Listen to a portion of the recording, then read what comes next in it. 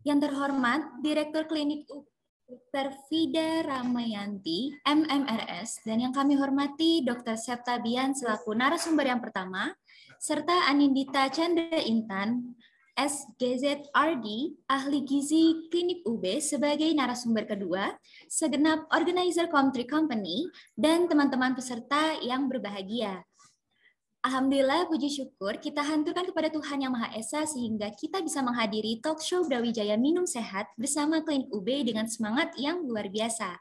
Sebelumnya, pasti belum afdol ya kalau kita belum kenalan, kan? Nama saya Safa, selaku MC yang akan memandu jalannya acara pada pagi hari ini.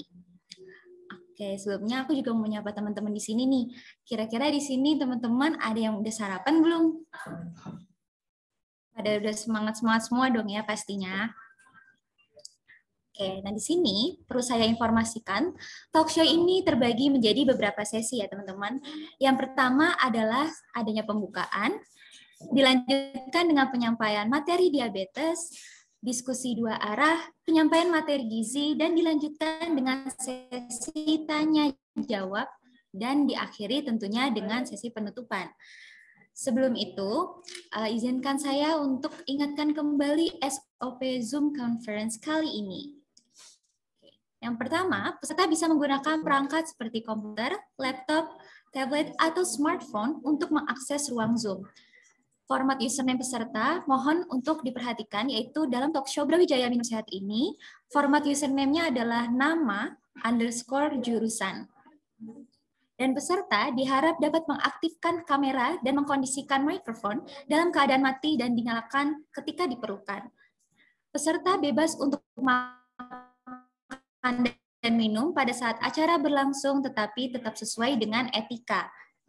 Peserta diberikan kesempatan bertanya guna memperjelas informasi ketika sesi tanya-jawab berlangsung.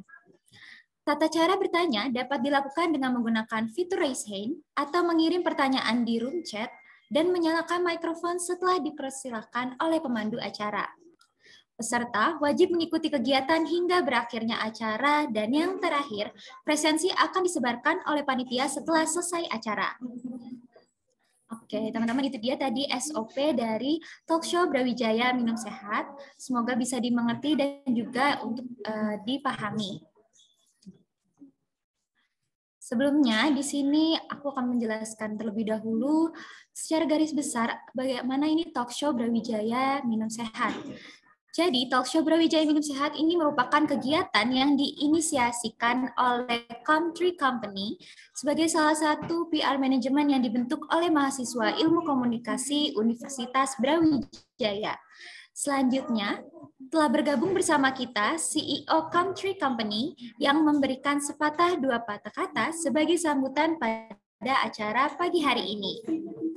Kepada Kak Alifta, dipersilakan.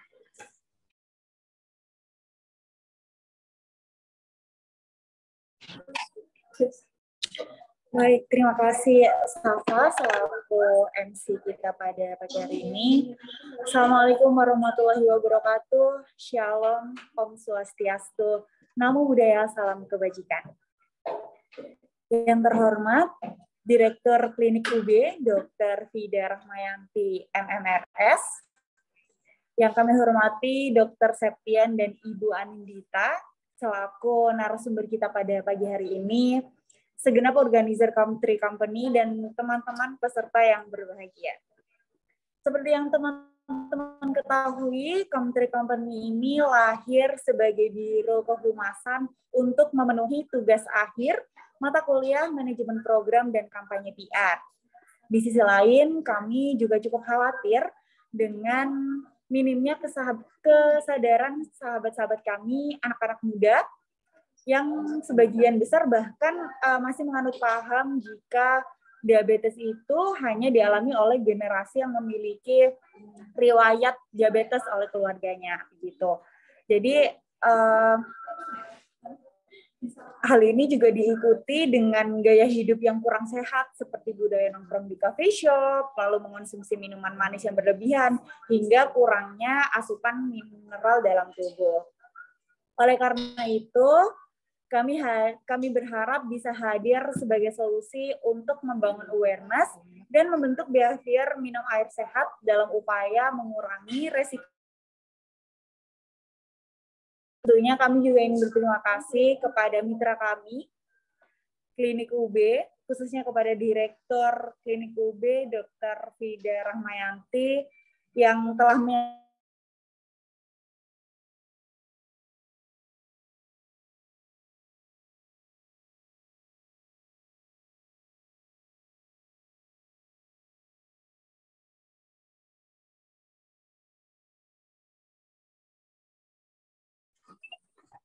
Mohon maaf, saya lanjutkan. Saya mengucapkan terima kasih kepada Klinik UB, khususnya Dr. Fida Rahmayanti yang telah menyambut hangat tujuan kami dan bersedia menjadi mitra kegiatan kami.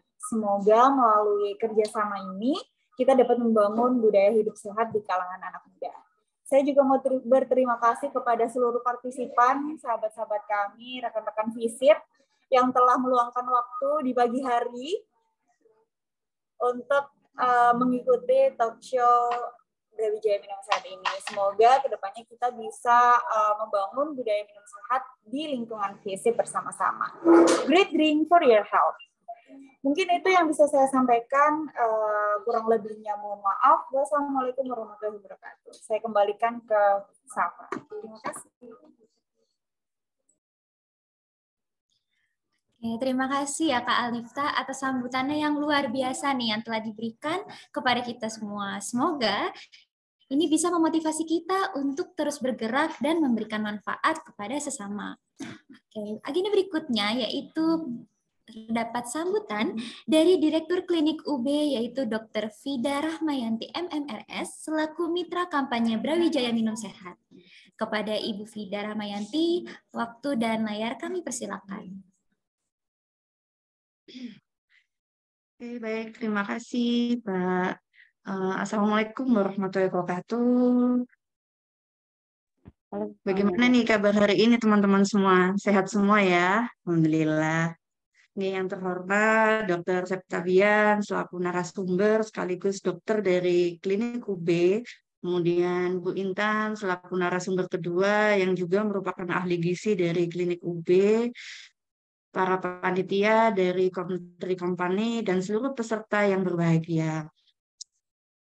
Mohon izin, saya Dr. Fida pagi ini memberikan sepatah dua kata buka ini. Sebelumnya, mari kita panjatkan puji syukur atas kehadiran Allah Subhanahu wa Ta'ala, karena dengan izinnya lah kita semua dapat berkumpul pada ya ini meskipun Zoom ya, jadi tidak menyurutkan semangat teman-teman untuk tetap melaksanakan talk show pada tema Brawijaya Minum Sehat, yaitu Great Drink for Your Health, yang merupakan program dari promosi kesehatan bagi Klinik UB dan merupakan kegiatan kampanye kesehatan kerjasama dengan FISIP, yaitu Country Company.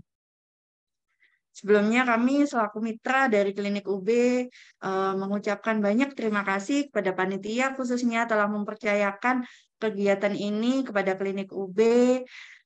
Terima kasih juga atas antusiasme dari panitia, kemudian atas kehadiran dari peserta, sehingga nantinya kampanye ini akan membawa manfaat bagi kita semua yang hadir di sini tentunya. Dan sebenarnya untuk acara pagi hari ini juga salah satu menjadi program kami ya. Jadi di klinik itu tidak hanya pelayanan kesehatan, namun kita juga melakukan promosi kesehatan. Salah satu contohnya adalah kampanye-kampanye seperti ini. Dan pagi ini nantinya teman-teman akan mendengarkan secara langsung dari dokter kami tentang apa sih manfaat dari minum sehat yang kita kaitkan dengan diabetes mellitus di usia muda. Ya, nantinya di sini juga kami hadirkan ahli gizi untuk memeriahkan juga, sehingga nanti teman-teman bisa bertanya sepuas-puasnya bagaimana sih tentang minum sehat, tentang pola gizi yang sehat, supaya teman-teman terjaga kesehatannya dan terhindar dari risiko diabetes mellitus. Semoga acara pagi ini berjalan lancar tanpa kendala satupun. Dan nantinya tentunya kampanye ini dapat kita rasakan manfaatnya dan tersebar luas ke masyarakat. Mungkin itu saja teman-teman yang bisa saya sampaikan. Terima kasih panitia. Sekian dari saya. Wassalamualaikum warahmatullahi wabarakatuh. Klinik UB peduli, berbagi, dan mengedukasi. Selamat pagi. Pagi, Ibu Dr. Fida. Terima kasih banyak atas sambutannya. Sekali lagi, semoga acara ini bisa memotivasi teman-teman saya untuk di kegiatan inti talk show Brawijaya Minum Sehat. Dan perlu saya ingatkan kembali SOP talk show dan memperjelas ketika sesi tanya jawab telah dimulai. Dan tata cara bertanya dapat dilakukan dengan menggunakan fitur raise hand atau mengirim pertanyaan di kolom chat dan menyalakan mikrofon setelah dipersilakan oleh pemandu acara. Oke. Untuk selanjutnya, diskusi kita pertama ini akan bertemakan pentingnya minum sehat untuk mengurangi potensi terkena diabetes di usia muda, di mana teman-teman nanti bisa langsung mendengarkan pemaparan dari narasumber yang pastinya kompeten di bidangnya. Siapa lagi kalau bukan kita persilakan yaitu Dr. Septabian, salah satu dokter umum di Klinik UB. Mungkin di sini saya mau menyapa dulu untuk Dr. Septabian, apakah sudah hadir? Pagi, sudah hadir. Oke, selamat pagi dokter. Pagi semua, pagi Mbak. Gimana kabarnya dokter? Sehat-sehat ya dok? Alhamdulillah, baik. Oke, alhamdulillah. Kayaknya dokter Septabian juga udah siap banget untuk memberikan pemaparan materi nih untuk teman-teman yang ada di sini. Untuk begitu, waktu dan layar kami persilakan. Baik.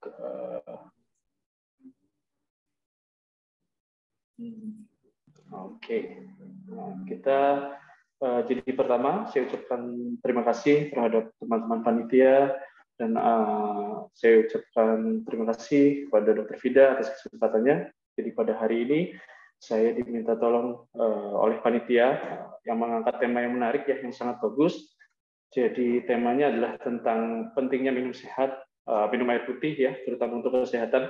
Karena itu sebenarnya adalah sesuatu hal kecil sebenarnya, tetapi ketika kita aktif, sibuk dengan kegiatan masing-masing, kadang terlupakan padahal suatu hal kecil itu bisa berdampak besar buat kesehatan kita. Nah, nanti ini akan kita bahas kaitannya minum air putih, air berapa kali sehari, berapa kali dibutuhkan, dan apakah kaitannya dengan diabetes mellitus. Jadi pada hari ini saya diminta tolong oleh teman-teman untuk khususnya mungkin mengangkat topik tentang diabetes mellitus. Nah, kenapa sih kita membahas diabetes mellitus ya? Jadi sebenarnya diabetes mellitus adalah suatu penyakit yang tidak menular ya. Jadi penyakit itu dibagi berbagai kategori ya. Ada penyakit yang menular, dan juga penyakit yang tidak menular. Nah, contohnya penyakit yang tidak menular itu ya salah satunya ini diabetes mellitus ini. Jadi sebenarnya ada banyak ya, ada darah tinggi, jantung, kanker, dan salah satunya diabetes mellitus. Nah, kenapa sih kita harus mengetahui tentang diabetes mellitus? Apakah diabetes mellitus itu? Coba kita lanjut slide selanjutnya.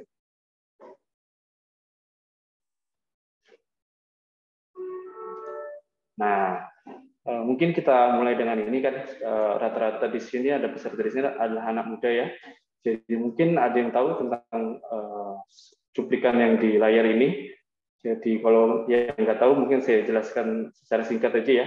Jadi kan sekarang kan kita sedang yang ini ya, lagi hype gitu minuman boba, ST kekinian. Nah ini kan ada salah satu kemarin ada salah satu pemakai mungkin peminum ya dari salah satu brand ST kekinian yang tiba-tiba mungkin meminum salah satu varian dan mengutarakan unek-uneknya di salah satu platform media sosial.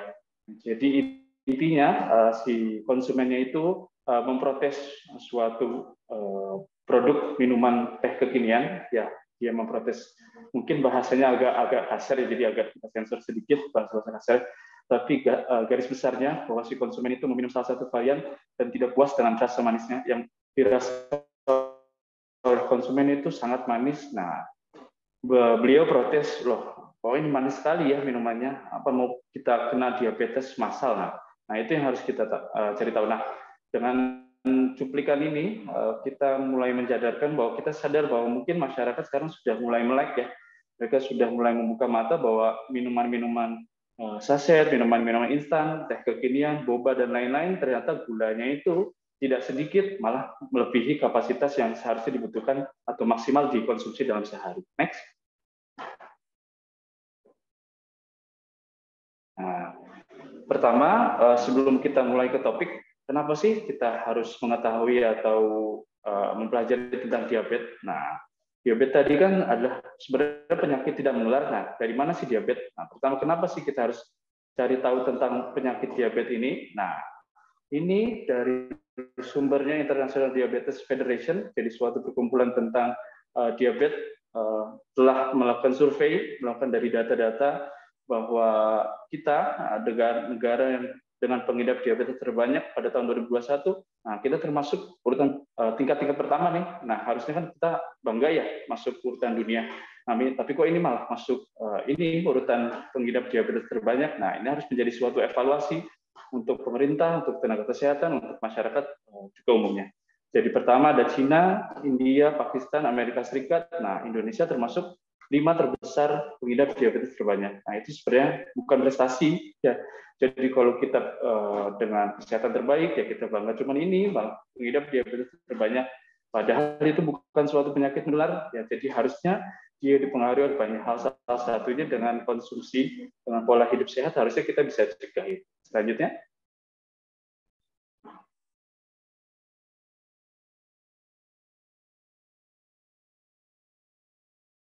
Nah, kenapa kita harus cek terhadap kita? Jadi pertama, kita lihat di sini di faktanya bahwa di dunia penyakit kencing manis atau diabetes ini membunuh lebih dari 1 juta orang setiap tahun. Dan siapapun dapat terkena penyakit ini. Jadi kan kita pikirnya, oh kita masih muda nih, kita nggak ada keturunan diabetes, kita aktif nih, ya kita makan sepuasnya, kita nggak akan kena. Nah, bahwa di sini faktanya bahwa siapapun dapat terkena ya. Penyakit ini terjadi saat tubuh tidak bisa memproses semua gula. Jadi semua makanan itu mengandung gula ya, nanti yang akan dijadikan energi. Tapi ketika kita terkena diabetes, nah itu regulasi gula darahnya itu terganggu sehingga akhirnya dia berlebih gula yang dibutuhkan di tubuh kita tidak bisa diproses menjadi energi, menjadi cadangan energi yang nantinya akan berbahaya untuk kedepannya. Nah, nanti dapat menimbulkan komplikasi seperti jantung, tensinya tinggi, kebutaan, gagal ginjal, dan amputasi anggota tubuh bagian bawah. Jadi kita kiranya oh diabetes cuma gula saja. Nah itu yang kesalahan salah satu mungkin yang banyak nggak diketahui bahwa sebenarnya diabetes itu kadang tidak bergejala. Nah, dan kalau dibiarkan lama-lama dia bisa menggerogoti atau menyebabkan komplikasi-komplikasi. Nah terus setelah itu dari survei dunia pun mencatat bahwa jumlah penderita terus meningkat dan tercatat saat ini sudah mencapai 422 juta orang di dunia, 4 kali lebih banyak daripada 30 tahun lalu. Nah, salah satu faktornya mungkin yang kita bahas di depan tadi bukan suatu produk itu saja ya, tapi sekarang kan trennya seperti itu ya, mulai banyak variasi-variasi minuman-minuman manis, jajanan makin banyak, mungkin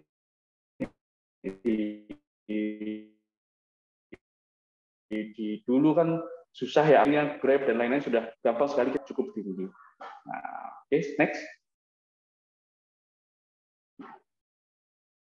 Nah, apalagi kok pentingnya diabetes kita harus edukasi kepada masyarakat.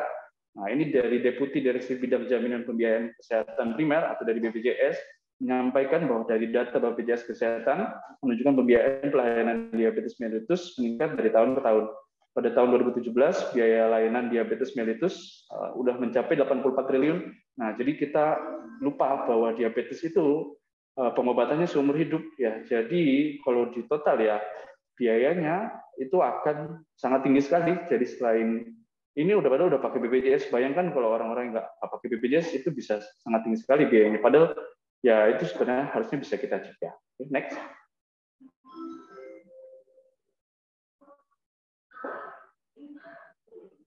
Slide selanjutnya. Nah, sekarang kita mulai masuk ya ke topiknya ya. Jadi pertama, sebelum kita mulai, kita harus cari tahu apa sih penyebab apa sih diabetes mellitus itu. Ya, jadi menurut American Diabetes Association, diabetes mellitus itu merupakan suatu kelompok penyakit metabolik ya, dengan karakteristik hiperglikemik atau peningkatan gula darah yang terjadi karena kelainan kerja insulin atau sekresi insulin ataupun keduanya. Nah, jadi apa sih insulin? Nah, kan ada yang mulai mungkin pernah dengar-dengar ya, suntik insulin sebagai terapi diabetes. Apa sih sebenarnya insulin? Jadi sebenarnya di tubuh kita ada organ namanya pankreas ya. Jadi pankreas itu menghasilkan insulin. Insulin itu adalah suatu regulator ya, jadi suatu sensor untuk mengatur regulasi gula darah. Jadi sebenarnya makanan-makanan kita ketika kita makan, minum apapun yang mengandung mungkin manis itu biasanya ada gulanya. Nah, gulanya itu sebenarnya memang dibutuhkan untuk tubuh. Nah, itu dibutuhkan untuk tubuh, untuk berpikir, untuk aktivitas, untuk sebagai energi. Nah, tapi itu harus dalam takaran yang pas. Jadi nggak boleh terlalu banyak, nggak boleh terlalu sedikit. Kalau terlalu banyak berbahaya, bisa mengakibat komplikasi-komplikasi. Kalau terlalu sedikit pun bahaya. Itu kan kita butuh buat energi ya, bisa sampai jatuh ke koma. Nah, insulin itu sebenarnya ada di dalam tubuh kita. Jadi kita sudah disetting bahwa ada organ pankreas yang menghasilkan insulin. Nah, yang dimaksud diabetes ini adalah ketika si regulatornya itu terganggu. Bisa karena kelainan kerja insulinnya, ataupun dari yang organ yang menghasilkan insulin tadi. Okay, next. Slide selanjutnya. Nah, selanjutnya kita lihat ada klasifikasi DM. Jadi diabetes mellitus atau kencing manis itu ada berbagai tipenya ya. Jadi ada berbagai tipenya. Contohnya yang pertama adalah diabetes tipe 1. Diabetes mellitus tipe 1. Nah, diabetes mellitus tipe 1 dia pertama patofisiologinya atau penyebabnya disebabkan oleh destruksi sel beta. Jadi tadi yang kita jelaskan di awal, tadi kan ada organ ya. Jadi di tubuh kita ada organ namanya pankreas, dia menghasilkan sel beta yang nantinya akan menghasilkan insulin. Itu harusnya pada umumnya setiap orang yang normal fungsi organnya harusnya menghasilkan itu. Nah, pada diabetes tipe 1 biasanya kadang karena autoimun atau penyebab-penyebab yang belum dijelaskan, ketika lahir dia ada gangguan sehingga pankreasnya tidak bisa menghasilkan sel beta. Nah, biasanya ini kalau yang ini sudah dari lahir dia dapat diabetes tipe 1-nya. Jadi bukan diperoleh ketika berjalan mungkin karena pola hidup dan lain-lain, bukan. Kalau dia tipe 1 itu lebih ke lahir karena organnya ada terjadi gangguan, mungkin kerusakan, sehingga dia membutuhkan insulin tambahan dari luar untuk seumur hidup. Nah, selanjutnya yang mungkin banyak di masyarakat atau di dunia adalah DM tipe 2. Nah, DM tipe 2 disebut defisiensi relatif insulin atau dominan resistensi insulin. Jadi tubuh kita bisa menghasilkan insulin, tetapi karena satu hal atau dua hal, mungkin karena salah satu tadi pola hidup yang tidak sehat, regulator kita. Jadi ini seperti charger ya, DM tipe 2 ini seperti charger. Tubuh kita itu membutuhkan energi, membutuhkan dari gula tadi. Nah, ketika pemakaian kayak HP, pemakaian tidak benar, kita suka nyolok nggak benar, sering dimainkan ketika tidur, HP-nya masih dicas sudah dipakai, lama-lama kita sudah nyolok, tapi kok listriknya, baterainya nggak ngangkat-ngangkat. Nah, seperti itu. DM tipe 2 itu sebenarnya alatnya ada, kita sudah alatnya berfungsi, cuma karena mungkin pemakaian yang tidak baik, makan minum yang tidak teratur, senang nyemil, kurangnya olahraga, obesitas, sehingga menyebabkan banyaknya itu, sehingga alat regulator tadi yang harusnya dia menyerap gula, lama-lama dia akan menjadi tumpul atau tidak sensitif. Jadi gulanya sebenarnya ada, alatnya ada, tapi gulanya itu tidak bisa masuk atau diubah menjadi energi buat tubuh kita, seperti itu. Nah, lalu ada DM atau diabetes tipe lainnya, salah satunya gestasional, jadi diabetes yang tiba-tiba muncul ketika kelahiran, salah satu karena patofisiologinya, ada yang akibat penyakit pada pankreasnya, tumor, dan lain-lain. Cuma nanti yang akan kita lebih bahas adalah diabetes tipe 2, karena sebenarnya diabetes yang tipe 2 ini sangat bisa kita cegah. Nah, dan ini biasanya banyak di masyarakat inilah diabetes tipe 2. Oke, next. Nah, akhirnya pertanyaannya kan, bagaimana saya tahu kalau saya diabetes? Nah, sebenarnya kadang memang diabetes itu tidak bergejala, tapi ketika sebenarnya ada gejala, cuman mungkin kadang kita abaikan. Nah, keluhan klasiknya sebenarnya adalah poliuri, polidipsi, polifagi, dan penurunan berat badan yang tidak dapat dijelaskan sebabnya. Nah, apa yang dimaksud poliuri, polidipsi, polifagi? Jadi poliuri, kita mulai pipis, padahal kita minumnya biasa, nggak terlalu banyak, tiba-tiba kok kita sering pipis, kebangun malam kok sering pipis, minumnya sudah sedikit, nggak terlalu banyak, pada kok sering pipis. Nah, itu salah satu itu namanya poliuri. Nah, polidipsi itu adalah keluhan rasa haus. Jadi kok tiba-tiba kok kita jadi sering haus. Nah, itu namanya polidipsi. Polifagi, kok kita jadi sering lapar, padahal makan sudah banyak, kok pengen rasanya ngemil, terus padahal makan sudah banyak, nggak terlalu banyak aktivitas, tapi kok badan kayaknya lemas, pengen makan terus, itu namanya polifagi. Nah, ada keluhan lainnya berupa kadang badannya kok terasa lemes terus, kesemutan, gatal berulang, mata kabur, sampai bisa mempengaruhi disfungsi seksual. Tapi biasanya keluhan yang lain yang di bawah ini biasanya terjadi ketika dia sudah lama. Nah, kan pertama biasanya keluhan klasik, keluhan-keluhan yang ringan yang tidak diabaikan, biasanya ketika udah sampai 5 tahun, 10 tahun, nah dia sudah menyerang organ-organ lain, biasanya mata kabur dan lain-lain, baru biasanya pasien datang ke kita untuk periksa. Selanjutnya, slide selanjutnya. Nah, terus bagaimana sih kita menentukan kita itu diabetes atau enggak? Nah, itu pentingnya di sini kita periksa ke tenaga kesehatan. Jadi ketika biasanya sudah kita harus mulai waspada ya. Jadi tadi yang dilihat trias klasiknya, keluhan klasiknya, ketika sudah mulai ada keluhan klasik, kita bisa datang ke klinik. Nah, nanti di klinik akan ada pemeriksaan dua biasanya untuk screening. Ada namanya gula darah puasa dan ada namanya gula darah sementara. Nah, ketika kita datang ke tidak ada keluhan, misal kita cuma pengen screening aja, nah, akan dilihat. Nah, ketika kita cek gula darah puasa, gula darah puasa di bawah 100, nah tidak ada keluhan, akan ikuti tanda panahnya, insya Allah normal. Misalnya dia tidak diabetes. Nah, terus selanjutnya dia keluhan klasiknya tidak ada keluhan apa-apa, pengen screening ke klinik, pengen periksa, kira-kira saya diabetes atau enggak? Nah, pasiennya itu puasa minimal 8 jam ya, nggak boleh makan apa-apa, cuma boleh minum air putih, dicek dicek darah, namanya itu gula darah puasa. Nah, gula darah puasa ketika tiba-tiba dicek di klinik kok nilainya 100 sampai 125, nah itu mulai harus dipertanyakan. Itu namanya gula darah sudah mulai prediabetes ya. Jadi normalnya di bawah 100 untuk pemeriksaan darah yang dari plasma. Jadi bukan yang dicetekkan di ujung jari. Nah, harusnya dia di bawah 100. Nah, ketika dia 100 sampai 125, nah, nanti akan diperiksakan periksaan lanjutan. Jadi biasanya dia akan disuruh tes toleransi glukosa. Jadi biasa disuruh makan lagi, nanti akan dicek 2 jam lagi. Nah, ketika dicek 2 jam lagi, gula darahnya di bawah 140, insya Allah dia ke arah panah lagi ke bawah, dia normal. Nah, selanjutnya kalau dia di bawah, ternyata setelah disuruh makan, gula darah setelah 2 jam diperiksa lagi, gula darahnya 140 sampai 199, nah dia namanya tes toleransi glukos terganggu. Jadi dia belum sampai ke diabetes, tapi dia sudah mulai mengarah ke arah diabetes. Biasanya kalau ini dibiarkan, pola hidupnya tidak berubah, sudah bisa dipastikan dia biasanya mengarah ke diabetes. Nah, selanjutnya ketika dia keluhan klasik, tidak ada keluhan, terus gula darah puasanya di atas 126, dicekkan gula darah 2 jam setelah makan kok dia di atas 200, ya kita sudah bisa bilang bahwa dia adalah diabetes. Nah, sama pun kurang lebih sama.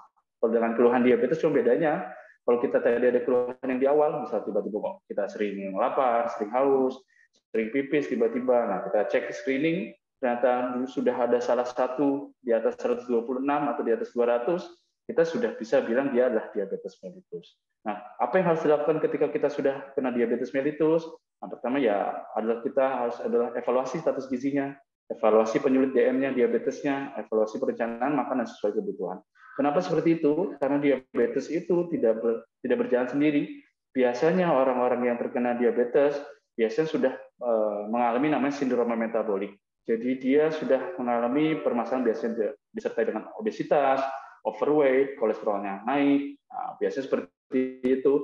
Nah, biasanya penyulit DM-nya apa? Apakah dia kurang aktivitas, atau ternyata dia jauh dari akses screening, atau kurangnya edukasi, nah itu harus dievaluasi.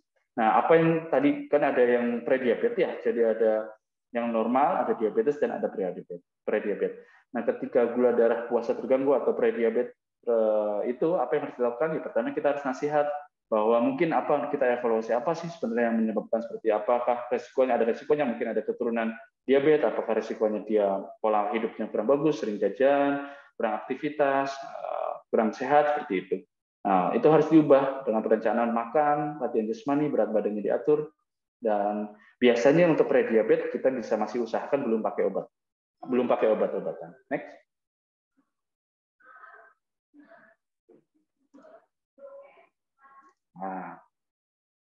Jadi ini ada pilar-pilar penata laksanaan diabetes ya. Jadi kita lihat bahwa intervensi farmakologis atau obat-obatan bukan adalah pilihan pertama ya. Jadi langkahnya biasanya adalah edukasi, terapi gizi medis, latihan jasmani, baru yang keempat adalah intervensi farmakologis atau obat-obatan. Selanjutnya kita hanya nggak bisa, kita udah kena diabetes nih, kita hanya mengandalkan obat-obatan. Nah, itu tidak bisa. Nah, di yang terakhir tetap butuh monitor gula darah, karena walaupun kita sudah minum obat, tapi ternyata pola hidup kita nggak kita ubah, kita nggak monitor gula darahnya, tetap berbahaya. Makanya monitor gula darah itu juga penting juga. Nah, edukasi itu juga penting juga. Edukasi semangat terhadap pasien-pasien diabetes itu juga sangat penting juga. Nah, kenapa? Karena biasanya ketika kita mendiagnosa atau kita bilang bahwa si pasien itu diabetes, biasanya akan ada denial atau akan ada penolakan pertama. Nah, itu pentingnya kita sebagai tenaga kesehatan, sebagai keluarga terdekat untuk mengedukasi bahwa siapapun sebenarnya bisa terkena diabetes. Dan kena diabetes itu bukan berarti akhir dari segalanya, bukan berarti bahwa wah saya sudah kena diabetes, saya udah pasrah, udah saya nggak apa-apa, pokoknya saya pengen senang aja pokoknya. Karena kan saya dengar diabetes itu tidak bisa sembuh. Nah, itu peran kita sebagai tenaga kesehatan, peran dari keluarga yang mungkin mengerti bahwa kita harus memotivasi bahwa diabetes itu sebenarnya bisa dikendalikan. Nah, ketika dia dikendalikan, insya Allah komplikasi-komplikasi atau bahaya-bahaya yang sering didengar orang itu tidak sampai terjadi. Selanjutnya bagaimana? Nah, pilar penata laksanaan juga harus penting sekali nih. Yang kedua juga terapi gizi medis. Jadi kadang ya mungkin yang salah satu yang mungkin beredar di masyarakat, mungkin tenaga medis juga mungkin kurang menjelaskan dengan sabar bahwa terapi gizi medis itu penting. Kadang yang terjadi pada masyarakat pada kasus di lapangan bahwa ketika pasien itu terdiagnosa diabetes, mereka itu akan sangat takut. Wah, saya ini terkena diabetes, jadi saya nggak mau makan nih, saya takut sekali makan. Padahal itu sangat bahaya. Yang diatur ketika sudah terkena diabetes itu bukan mengurangi makanan sedikit mungkin, bukan. Tapi kita harus mengatur 3J namanya. Jenis, jam, dan jumlah makanan. Jadi ketika kita terkena diabetes, memang si regulatornya itu terganggu. Jadi kita makan sedikit, gulanya itu bisa naik. Tetapi ketika kita makan terlalu sedikit, kadang itu si insulinnya itu jadi makin tidak sensitif. Nah, ketika makan tidak sensitif, terus makan sangat sedikit, lama-lama gula itu akan sangat kurang. Nah, ketika gulanya kurang itu, pasien itu akan menjadi lemas, kadang pengen makan tiba-tiba. Nah, ketika makan itu gulanya bisa sangat naik. Nah, ketika gulanya naik itu akan sangat sulit juga untuk menurunkannya. Jadi terapi gizi medis untuk jenis, jumlah, jam itu nanti benar-benar butuh diedukasi dan butuh diatur. Nah, nanti untuk yang terapi gizi medis, nanti di sini ada Bu Intan ya selaku ahli gizi Klinik UB nanti akan menjelaskan. Nah, ini kadang yang agak terlewat. Nah, nanti kita bisa dengarkan pemaparan atau penjelasan dari Bu Intan. Nah, selanjutnya apa yang dibutuhkan lagi adalah latihan jasmani.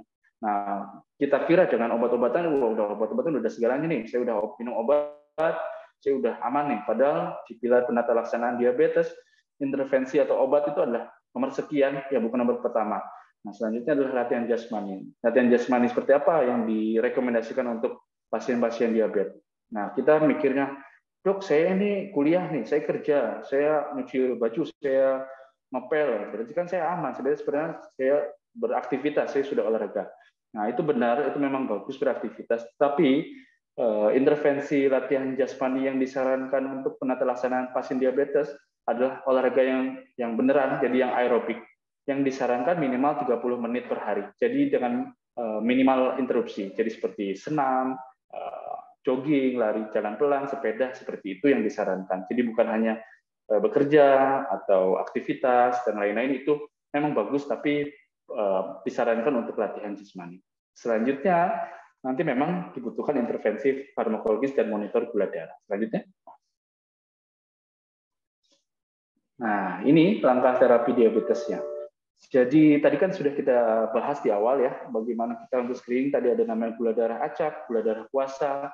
Nah, untuk monitoring atau untuk mengevaluasi apakah dia itu gula darahnya terkendali, kan ada banyak pasien-pasien yang, wah saya besok kontrol ke dokter nih, saya besok ke klinik UB akan periksa nih, jadi saya nggak makan banyak, terus obatnya saya teraturkan. Nah, pemeriksaan bisa pada hari itu gula darah acak, gula darah puasanya bagus, nah, tapi ada sesuatu pemeriksaan namanya HbA1c, tidak bisa dibohongi. Jadi pada pemeriksaan HbA1c dia bisa mengevaluasi tingkat gula darahnya dalam 1 bulan itu. Ketika dia gula darah hariannya terjaga, harusnya dia di bawah 7%. Nah, ketika dia kok gula darah waktu kontrolnya bagus tapi HbA1-nya tinggi, HbA1c-nya tinggi, nah kemungkinan mungkin dia termasuk yang tadi tipe yang tadi ketika mau berobat ke dokter langsung puasa, olahraga, obatnya diminum teratur, bisa gula darahnya turun waktu hari itu, tapi HbA1-nya tidak bisa ditipu. Nah, jadi terapi diabetes biasanya pertama adalah gaya hidup sehat. Jadi gaya hidup sehat itu sudah diterapkan dari awal. Jadi kita nggak bisa mengandalkan hanya obat-obatan. Saya udah nggak apa-apa terkena diabetes, saya mau dengan obat, tapi saya mau tetap makan enak, itu nggak bisa. Karena gaya hidup sehat itu sudah diterapkan dari semua di setiap langkah terapi diabetes.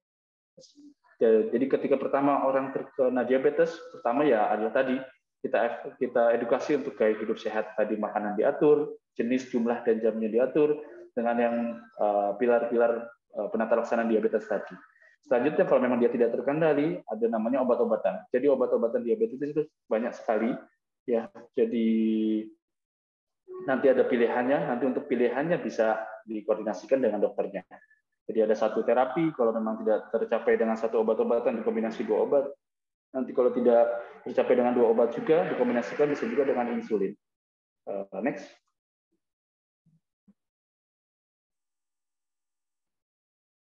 Slide selanjutnya. Nah, apa sih bahayanya diabetes mellitus? Nah, kadang itu ketika kita nggak kontrol atau minumnya bolong-bolong, kan kadang orang, saya nggak bergejala nih dok, cuma diabetes saja, paling nggak apa-apa sih, saya nggak merasakan keluhan apa-apa. Nah, padahal bahayanya diabetes mellitus, darah tinggi, penyakit-penyakit metabolik lain, kadang dia tidak menimbulkan gejala.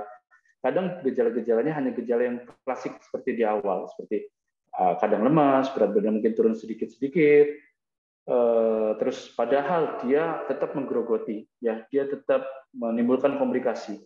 Nah, salah satu komplikasinya bisa ke arah jantung, makanya banyak kasus yang tiba-tiba punya riwayat diabetes, nggak pernah periksa, minum obat bolong-bolong, nggak ada keluhan apa-apa, tiba-tiba masuk rumah sakit, masuk serangan jantung, tiba-tiba harus cuci darah, tiba-tiba kakinya borok, rusak, tiba-tiba hitam, nggak sembuh-sembuh, bisa juga disfungsi seksual, bisa juga tiba-tiba kok ada katarak, matanya kabur, itu bisa juga karena penyakit diabetes yang tidak terkendali. Oke, next.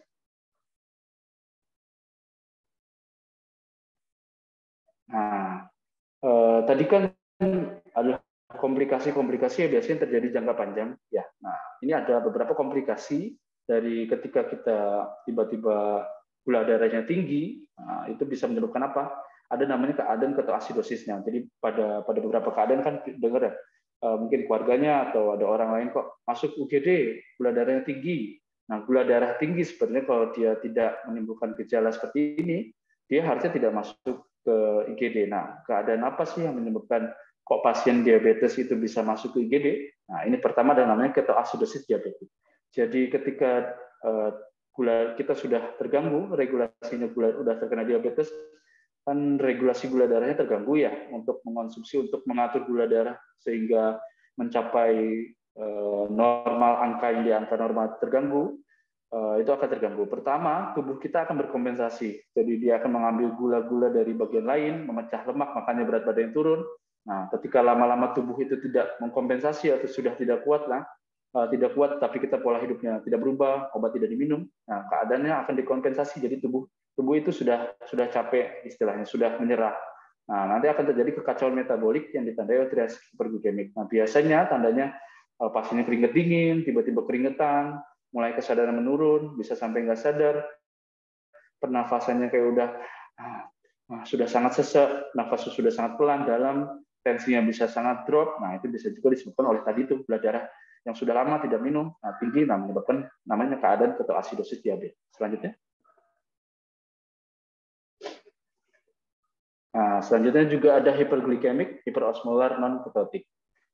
Sebenarnya itu sama, hampir sama ya, cuman dia bedanya dia tidak non-ketotik ya, jadi bedanya hanya pada metabolik saja, tapi dia juga sama. Tadi ketika tubuh sudah tidak bisa mengkompensasi, sudah tidak kuat dengan keadaan diabetes yang tidak terkendali dalam jangka waktu lama, nah dia akan bisa sampai mengalami gangguan kesadaran juga. Next.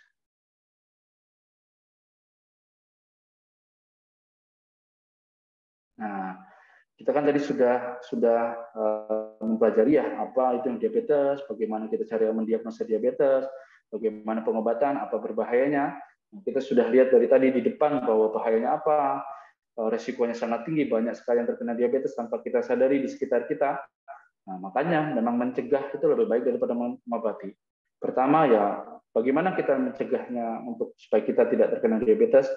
Nah, pertama adalah kita cek kadar gula darah secara teratur. Nah, ini poin pertama ini. Nah, bagaimana kita kemana sih kalau kita mau cek gula darah? Nah, kalau kita di Malang, terutama yang khususnya mahasiswa UB, nah itu bagusnya kita di klinik UB itu ada pemeriksaan gula darah. Jadi untuk mahasiswa kalau mau sekedar screening, mau cek gula darah bisa ke kita, karena di kita sudah ada pemeriksaannya juga. Dan kita ada dokter umumnya, ada ahli gizinya.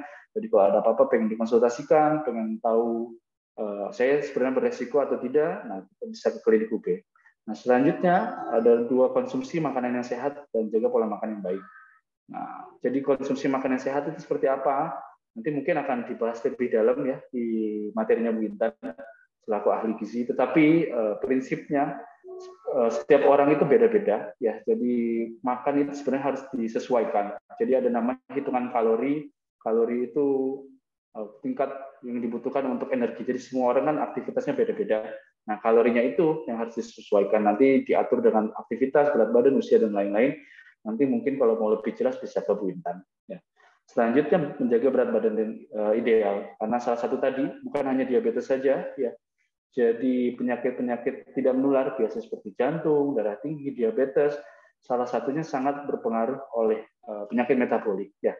Jadi penyakit metabolik biasanya terjadi pada pasien-pasien yang overweight, obesitas, mempunyai riwayat kolesterol tinggi, asam urat tinggi, gula darahnya terganggu, mungkin belum sampai diabetes, prediabetes, nah itu bahaya. Makanya untuk menjaga berat badan ideal itu sangat penting. Nah, yang keempat selanjutnya kita kalau memang makannya mungkin banyak karena kita aktivitasnya banyak juga, nah, itu juga dibutuhkan untuk latihan jasmani juga secara teratur. Next. Nah, jadi ayo jaga kesehatan kita, kenali dan cegah penyakitnya. Jadi saya berterima kasih kepada teman-teman panitia jadi untuk memfasilitasi sarana untuk kita berbagi. Jadi harapannya setelah mengikuti acara ini, teman-teman bisa bantu mengedukasi atau menerapkan kepada diri sendiri pola gaya hidup sehat, karena kita tadi sudah lihat kalau kita sudah terkena penyakit diabetes khususnya akan sangat menyusahkan, ya menyusahkan diri sendiri, menyusahkan keluarga, meresahkan. Nah, jadi mumpung sekarang kita masih muda, masih sehat, fasilitasnya pun dekat, mari kita jaga dan cegah supaya tidak terjadi penyakitnya. Tidak lupa juga mungkin ya materi apa konsep atau tema yang diusung oleh panitia juga itu sangat bagus juga. Mungkin salah satu yang sering sangat terlupakan oleh kita, apalagi kita masih muda, aktif, banyak kegiatan, ya minum air putih tadi. Nah, itu harus ditingkatkan juga. Okay, next. Nah, terima kasih. Mungkin setelah ini akan ada video untuk menjelaskan bahwa sebenarnya diabetes itu bisa terjadi pada siapapun. Memang dulu mungkin dia adalah penyakit yang biasanya faktor resikonya memang ketika bertambah usia, pasien-pasien dewasa atau sudah tua, fungsi organnya menurun, memang dia resikonya akan meningkat. Tetapi dengan seiring bertambahnya zaman, berkembangnya makanan, banyak yang manis-manis, seperti kasus yang di awal tadi ya, banyak minuman-minuman yang manis-manis sekali gulanya. Nah, sehingga sekarang itu trennya pasien-pasien diabetes itu udah nggak tua-tua semua, sudah banyak sekarang anak muda, dewasa muda bahkan sudah terkena diabetes. Jadi nanti ini akan ada video untuk sebagai mungkin pengingat kita untuk bahwa kita pun bisa terkena diabetes, tapi diabetes itu tidak untuk kita takuti, tapi untuk kita cegah, dan kalau memang sudah kita terkena adalah kita kendalikan dan tetap berikan semangat terhadap pasiennya itu ya. Mungkin dari panitia mungkin videonya bisa ditayangkan.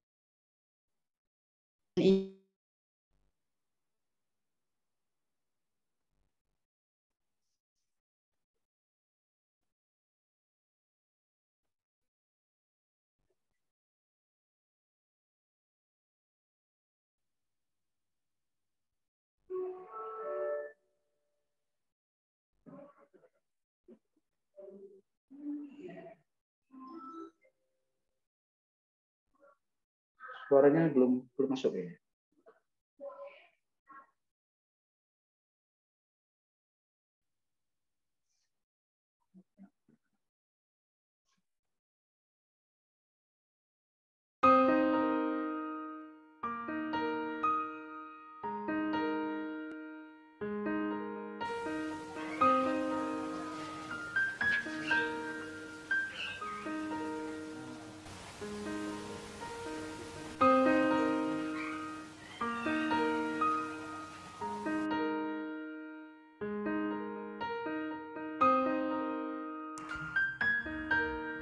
Dulu kegiatan aku sehari-hari itu begadang, kedua bangun tidur sering siang, ketiga banget junk food sama sering ngemil, keempat jarang banget saya main namanya olahraga.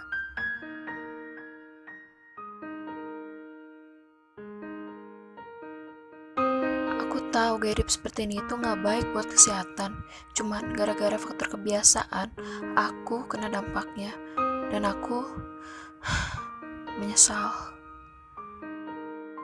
Hal yang paling membuat aku sedih tuh waktu badan aku tiba-tiba ngedrop, terus orang tua aku sedih, terutama papa. Mungkin kalau dulu aku bisa merubah pola gaya hidupku, keadaanku tidak akan seperti ini, yang membuatku tidak percaya diri.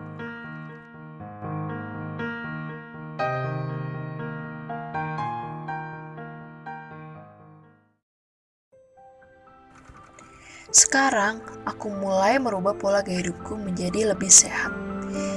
Ya, walaupun sudah terlambat, yang penting aku mau berubah.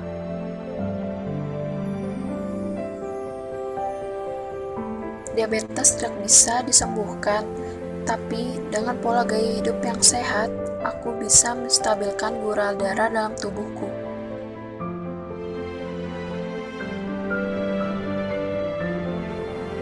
Jika kalian mau seperti aku, remaja yang seumur hidup harus minum obat yang tidak hanya satu jenis, tidak bebas untuk makan, aktivitas terbatas, dan yang terutama membuat kedua orang tua kalian sedih, silakan saja.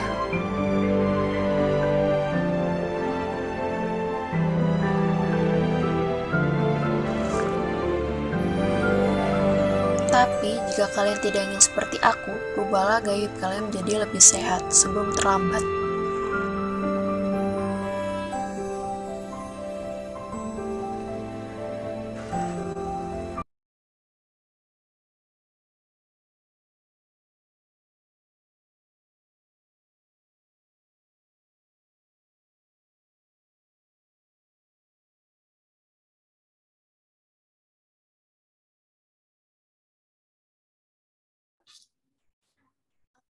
Terima kasih banyak. Ini luar biasa sekali ya pemaparan materi dari Dr. Septabian. Untuk materinya tadi yang sudah dibagikan seputar diabetes mellitus. Nah, sebelum masuk ke sesi tanya jawab ini dengan audiens, mungkin saya akan memiliki beberapa pertanyaan nih untuk dokter ya dok, seputar lifestyle anak muda nih yang berpotensi besar terkena diabetes. Mungkin dari saya sendiri ingin menanyakan nih dok, kapan kiranya kita ini harus konsul ke dokter untuk mengetahui kita ini mengidap penyakit diabetes atau tidak dok? Oke, terima kasih pertanyaannya. Jadi pertanyaan bagus sekali ya.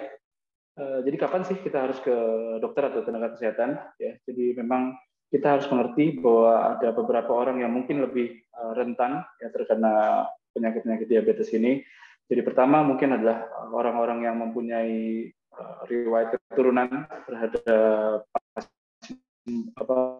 terhadap diabetes yang misal orang tuanya, saudaranya ada yang terkena diabetes, ya dia lebih beresiko. Nah itu mungkin bisa dilakukan screening untuk ke arah diabetes atau tidak. Terus yang kedua, orang-orang yang mempunyai mungkin tadi itu ya yang sudah mulai ke arah overweight, obesitas, atau ada gangguan metabolik, atau sudah mulai merasakan tadi gejala-gejala yang di awal yang masih gejala ringan, Kalau saya sering haus, sering lapar, sering pipis, padahal tidak ada penyebabnya, nah itu mungkin bisa dilakukan screening ke arah atau kita ke tenaga kesehatan untuk mungkin di screening metabolik lainnya, terutama khususnya ke diabetes. Begitu.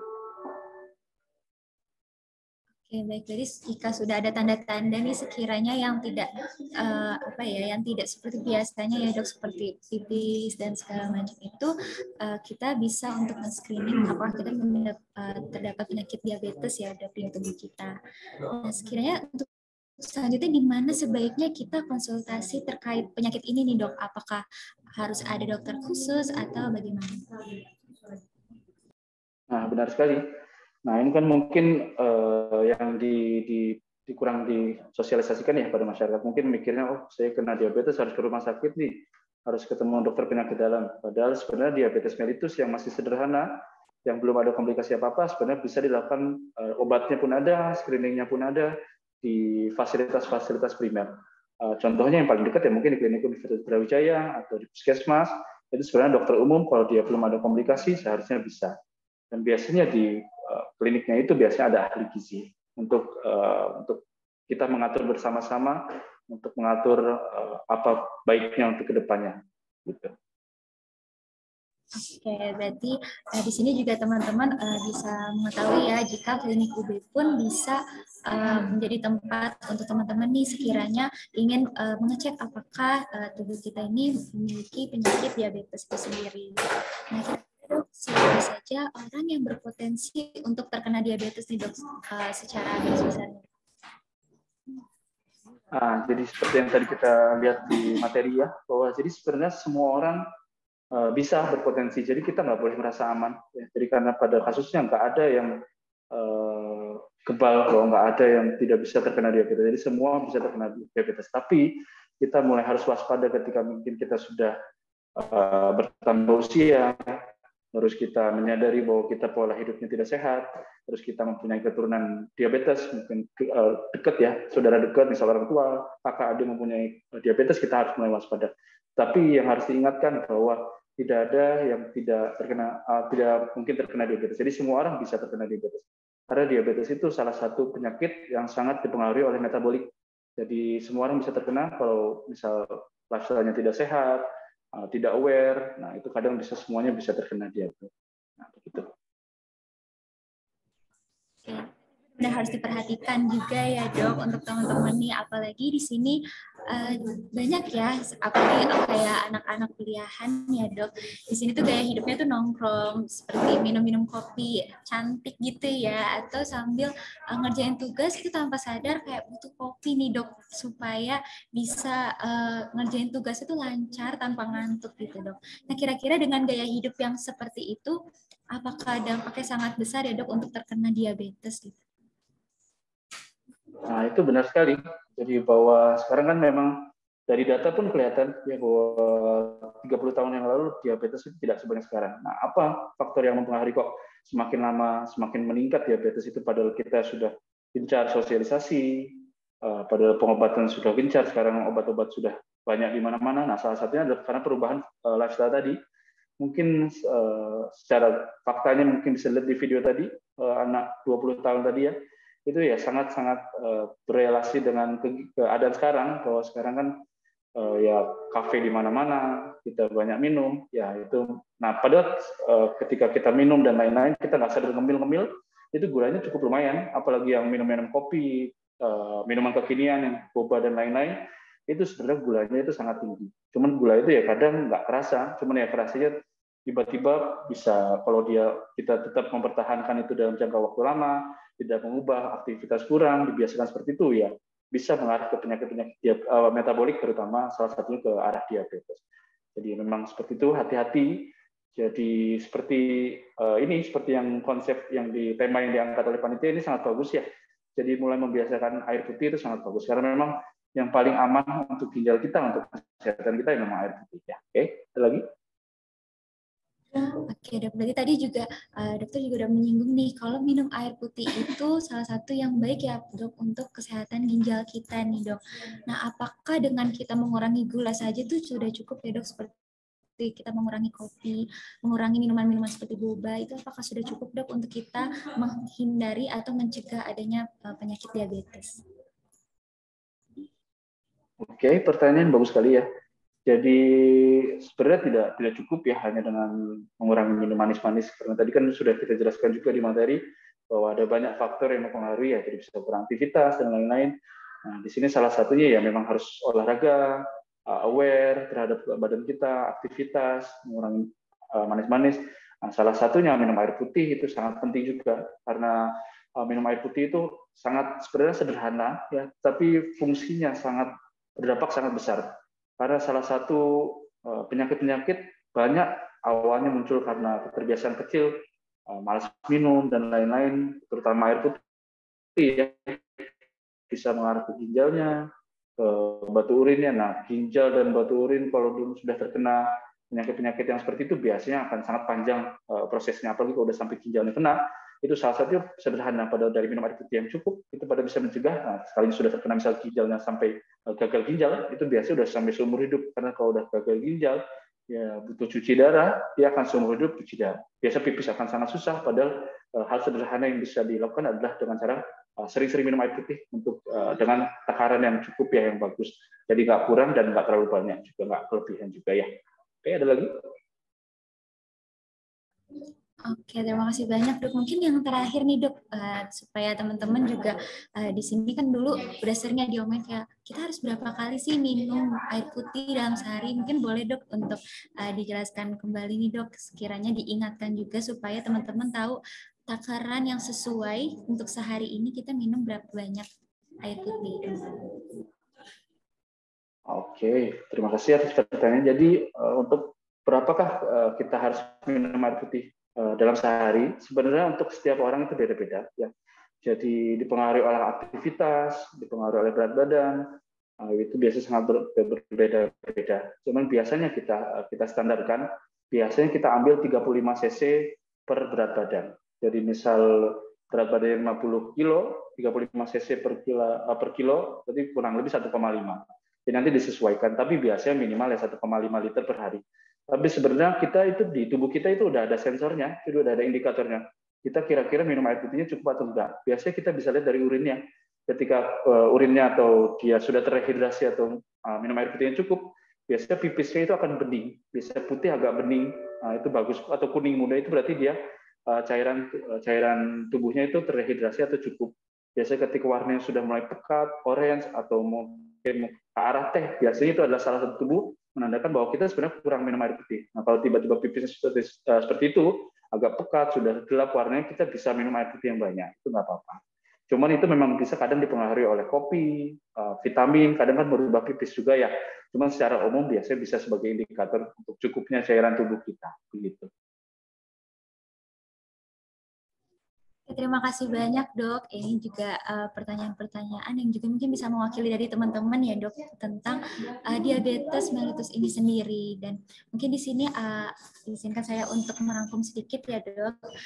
Dari pemaparan materi Dr. Septabian tadi kita sudah mengetahui walaupun sebenarnya diabetes mellitus ini tidak menular ya Dok, tapi tentunya kita ini harus tetap menjaga kesehatan kita karena di sini kita tidak hanya mendapatkan penyakit diabetes itu sendiri, bahkan bisa adanya komplikasi seperti kerusakan jantung, kerusakan saraf, ginjal, bahkan ada kerusakan dan kematian jaringan dan pembuluh darah, disfungsi seksual maupun gangguan penglihatan.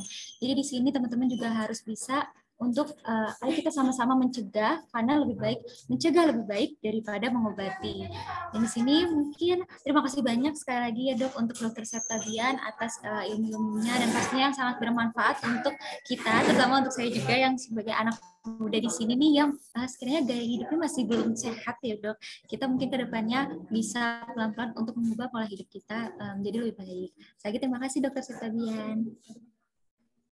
Sama, terima kasih semua. Mohon maaf kalau masih ada salah kata. Saya izin mundur. Habis ini mungkin ada Wintan ya. Ya, terima kasih sekali lagi untuk Dr. Septabian. Terima kasih banyak. Jawabannya sangat memuaskan ya teman-teman, mungkin saya bisa beralih ini selanjutnya ya ke agenda selanjutnya, yaitu ke narasumber kedua kita kali ini. Tidak jauh berbeda dengan topik diskusi kita yang pertama ya teman-teman.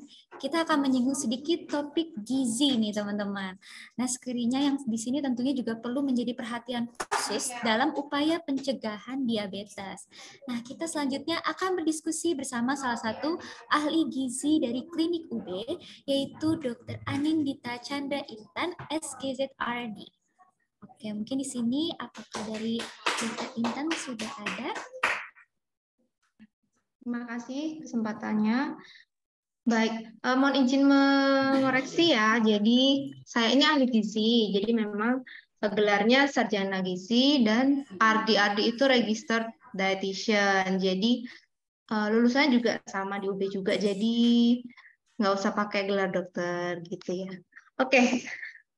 Terima kasih sekali lagi panitia atas kesempatannya pada pagi hari ini. Kita bisa sharing sedikit tentang gizi untuk diabetes mellitus dan tentunya kampanye tentang minum sehat itu sendiri. Nah, saya sangat terpukau ya dengan angkatan kali ini karena dulu kalau saya masih belum ada inisiatif seperti ini. Jadi kampanye yang sangat terprogram dan sangat bagus perencanaannya sehingga bisa berdampak efektif untuk masyarakat dan tentunya mahasiswa sendiri. Nah,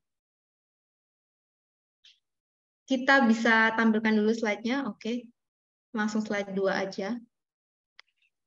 Sebenarnya saya hanya ingin melanjutkan dan melengkapi sedikit pemaparan dari Dr. Septabian tadi, dokter umum Klinik UB.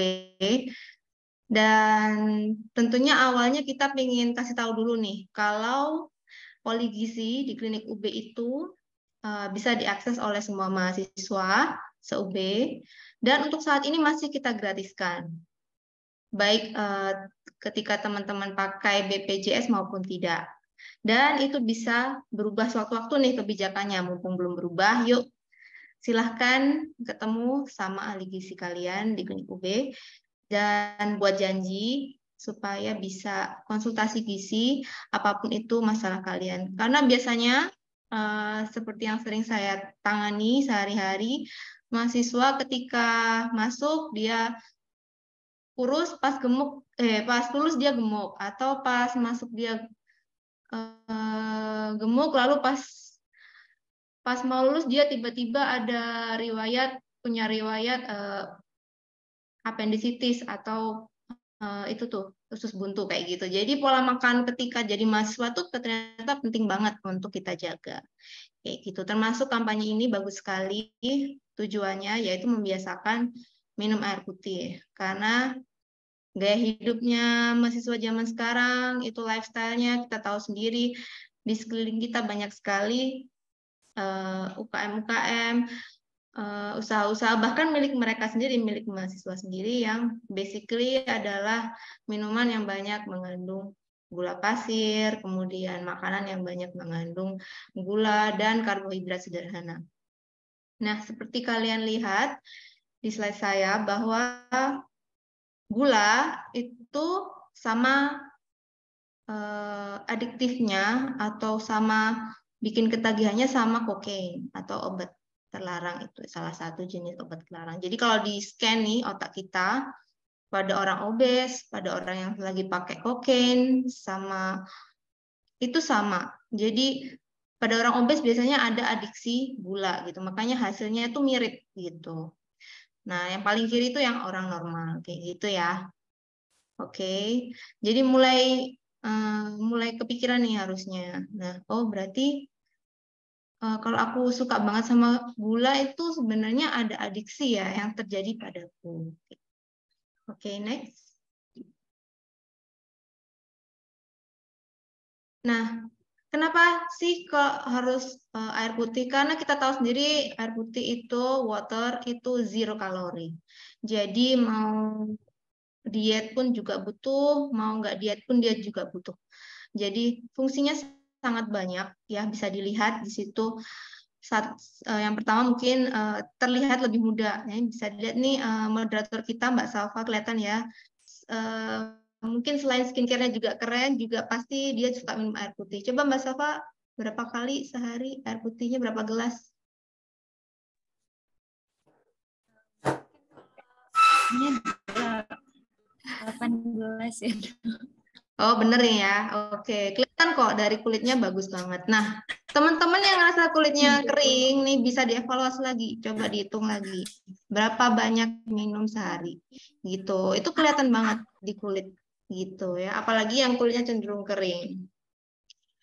Nah, kemudian ada fungsi juga ngatur suhu tubuh pastinya. Nah, ketika kita ngerasa panas, lagi emosi atau gimana, itu sebenarnya coba minum dulu. Bisa jadi temperatur kita turun, emosional kita juga turun, kayak gitu. Kemudian pastinya membantu menjaga itu tuh lubricate itu kayak persendian loh, persendian tangan, di tulang punggung itu semua ada bahan dasarnya air. Jadi memang 60% dari tubuh kita air ya. Jadi kalau kekurangan itu memang dampaknya mungkin nggak kita rasakan sekarang, tapi 10 tahun, 15 tahun lagi itu baru panennya di situ gitu. Jadi itu investasi banget dan paling murah ya. Ngerebus sendiri bisa, nggak harus beli. Tuh, air. Nah, kemudian yang paling penting kalau yang pengen diet nih dia bisa mengurangi nafsu makan. Itu jelas ya. Udah kalorinya rendah, nafsu makannya pasti turun dan pasti volume lambung pasti akan terisi lebih dulu dengan air, jadi aman nanti kepingin makan lain-lainnya tuh jadi berkurang. Tuh, ya. Dan ini yang lagi bodybuilding bisa juga mengurangi sakit di otot kalau habis latihan kayak gitu juga. Nah, kemudian untuk detoksifikasi juga perlu ketika kita ngerasa kayak perutnya lagi nggak benar, salah makan, itu minum aja yang banyak. Itu juga sangat berguna. Oke, next. Nah, seperti Dokter Setabian bilang, jadi tubuh kita ini sudah ada alarmnya nih. Kita ini kurang nggak sih minumnya? Nanti dicek aja waktu pipis. Nah, makanya kenapa tadi aku saranin panitia kita water break dulu yuk supaya kita bisa ngecek nih di kamar mandi, sebenarnya kayak gitu maunya. Ya nanti ya habis acara bisa cek atau sekarang kalau mau kamar mandi bentar juga boleh. Kita buktiin nih udah jalan nggak sih kampanyenya, udah dijalankan apa belum? Silakan dicek di urin masing-masing. Itu bisa dilihat kalau kita udah terhidrasi itu warnanya yang mana? Berarti yang agak-agak kuning ya, well hydrated, yang tengah sendiri yang atas tuh. Nah, itu yang well hydrated warnanya seperti itu. Tapi bening ya, nggak keruh ya. Kalau keruh berarti mungkin kena infeksi saluran kemih gitu. Oke, next.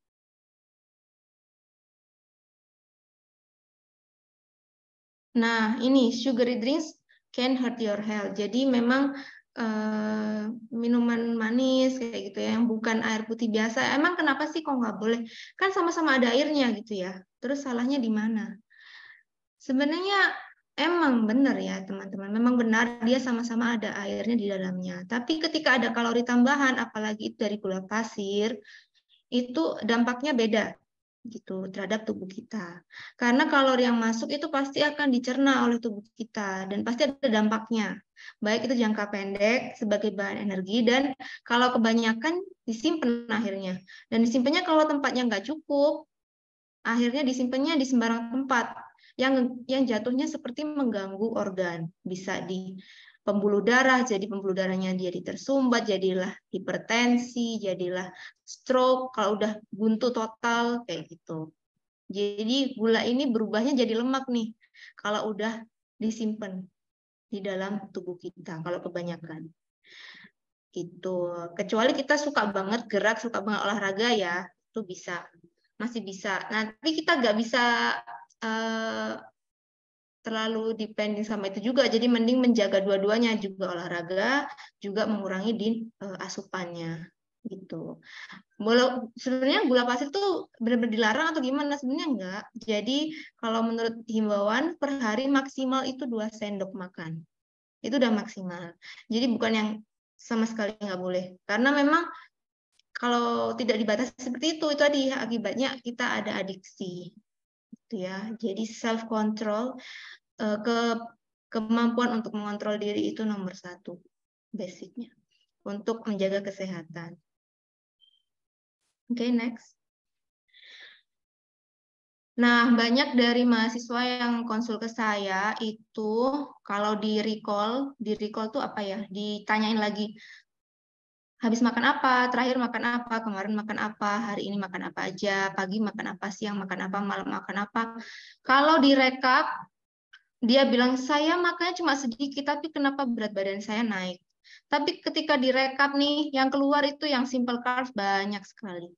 Nah, itu kalau dihitung kalorinya jauh lebih banyak daripada makanan-makanan yang kompleks carbs yang atas. Kompleks carbs itu maksudnya karbohidrat yang kompleks. Gitu. Jadi itu namanya hidden kalori atau kalori tersembunyi ya, yang sering banyak hadir di sekitar kita. Ini godaannya memang luar biasa. Ya, teman-teman harus bisa nyaring dengan ketat karena tergantung tadi balik ke kemampuan mengontrol diri ya. Ini kalau kita udah tahu infonya harusnya udah mulai aware. Jadi yang banyak di sekeliling kita yang hype, yang dianggap gaul itu yang nyobain menu terbaru di kafe tertentu yang bisa jadi adalah simple carbs. Nah, itu perlu kita adjust lagi, kita sesuaikan lagi dengan gaya hidup terbaik untuk diri kita masing-masing gitu ya. Boleh, tapi tidak terlalu sering, tidak sehari-hari gitu. Jadikan itu adalah hari diet bebas yang ya sebulan 2 hari gitu, nggak masalah. Ya, kita nikmati aja hidup ini, tapi ya itu yang penting porsinya tidak berlebihan gitu ya. Ya, ini simple carbs ini yang harus kita hindari. Kompleks carbs yang atas itu memang tidak banyak ditemui di sehari-hari ya, tapi bisa kita usahakan ya. Kalau di kosan mungkin triknya, saya juga pernah kos, itu adalah kalau bisa masak lebih bagus kita rebus sayur sendiri. Tiap pagi belanja sayur, rebus sendiri. Dengan untuk lauk tetap beli gitu ya, seadanya beli. Jadi paling enggak masih balance, ada asupan sayur yang banyak. Kemudian saya juga menyarankan biasanya ke mahasiswa untuk mereka nyetok kalau suka Havermut atau oatmeal, mereka nyetok oatmeal kayak gitu karena itu whole food, whole grain, jadi lebih bagus. Kalau suka nasi merah, beras merah juga boleh banget, itu juga bagus. Kemudian untuk jus, saya sarankan yang tanpa gula, tapi biasanya nggak enak ya, jadi mending buah fresh, itu lebih bagus. Gitu, itu tips-tips gaya hidup untuk mahasiswa ya, gimana caranya menyiasati untuk tetap sehat dan tetap praktis. Gitu. Oke, next.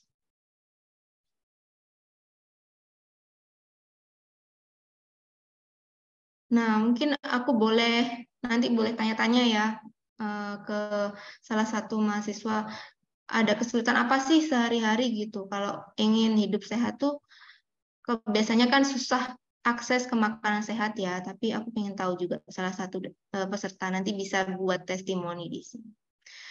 Ini adalah plate method, maksudnya adalah gimana sih proporsi piring kita yang benar tuh seperti apa. Ini bisa dilihat.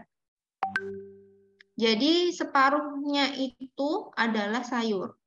Itu ada brokoli, contohnya ya, brokoli, asparagus, tomat. Tapi kalau di Indonesia gampangnya sih kayak sayur pecel aja lah ya, kayak kacang panjang, kemudian daun singkong, bayam, mungkin sayur bayam, kecambah, kayak gitu. Boleh. Kemudian karbohidrat food itu maksudnya makanan pokok. Memang yang paling banyak kita temui itu nasi putih, nggak masalah. Itu masih lebih baik daripada mie instan atau turunan tepung lainnya.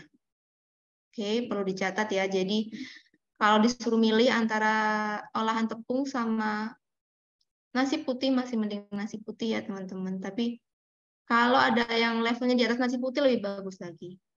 Itu bisa nasi merah, oatmeal, itu roti gandum, masih ada campuran kulit gandumnya kayak gitu ya. Nah, 1/4-nya lagi protein food, maksudnya protein, sumber protein kita. Nggak harus yang mahal, nggak harus salmon atau tuna atau daging atau enggak. Yang penting kita bisa proporsinya sesuai dengan yang ditayangkan ini. Jadi 1/4. Biasanya tuh kita proporsinya nggak seperti ini karena 70% gitu ya, kalau dibuat diagram mungkin 70% nasi nih. Nah, 30%-nya lauk gitu ya. Itu rata-rata seperti itu. Jadi coba mulai dibiasain lagi, proporsinya dirubah jadi seperti ini. Nah, itu ada water, itu nggak bisa terpisahkan, harus ada 0 calorie drink itu ya. Tuh, next. Oke, satu lagi tips untuk yang menurunin berat badan, piringnya itu bisa dibuat lebih kecil karena kita bisa dalam tanda kutip menipu otak kita untuk tetap kenyang dan puas walaupun piringnya lebih kecil, yang penting piringnya itu penuh. Itu ajaibnya otak kita di situ. Nanti bisa dicoba ya. Oke. Nah, ini gimana sih cara kita menukar makanan yang lebih sehat tuh dengan apa? Nah, ini mungkin ada cornflakes itu diganti bubur. Buburnya nih bubur mungkin yang ada itunya ya, masih ada kulit arinya itu. Biasanya bubur beras coklat. Nah, itu bisa juga ini dari luar negeri sih ya. Ini white rice itu basmati rice. Nah, berarti basmati rice itu masih ada kulit arinya jadi lebih sehat. Mashed potato itu ada sweet potato. Sweet potato itu kayak ubi cilembu, ubi jalar, ubi rebus itu lebih banyak mengandung serat daripada kentang gitu ya, maksudnya seperti. Oke. Next. Ini salah satu contoh aja. Oke. Nah, ini salah satu cara ketika seseorang sudah terkena diabetes tipe 2, dia harus mulai mengatur jadwal makan. Nah, sebenarnya walaupun sebelum kita kena diabetes, teman-teman, mengatur jadwal makan itu sangat perlu supaya apa? Supaya kita tidak dalam kondisi yang terlalu lapar dan juga tidak dalam kondisi yang terlalu kenyang gitu ya. Jadi gula darah kita stabil. Nah, kecuali kita lagi puasa ya. Itu jadi porsinya kecil aja tapi sering gitu. Jadi tiap 3 jam kita makan sesuatu. Nah, harus tiap 3 jam makan nasi lengkap gitu sama lauk sama sayur enggak. Jadi tiap 3 jam kita makan misalnya cemilan buah atau mungkin cuman gado-gadoin sama sayur aja tanpa nasi, itu juga nggak masalah. Mungkin minum minuman yang protein tinggi seperti susu atau jus itu juga boleh. Oke, next. Nah, yang paling penting lagi memang seperti Dr. Septabian bilang juga, itu gaya hidup. Siapa di sini yang orang tuanya sudah pernah terdiagnosa diabetes tipe 2? Silakan angkat tangan, raise hand.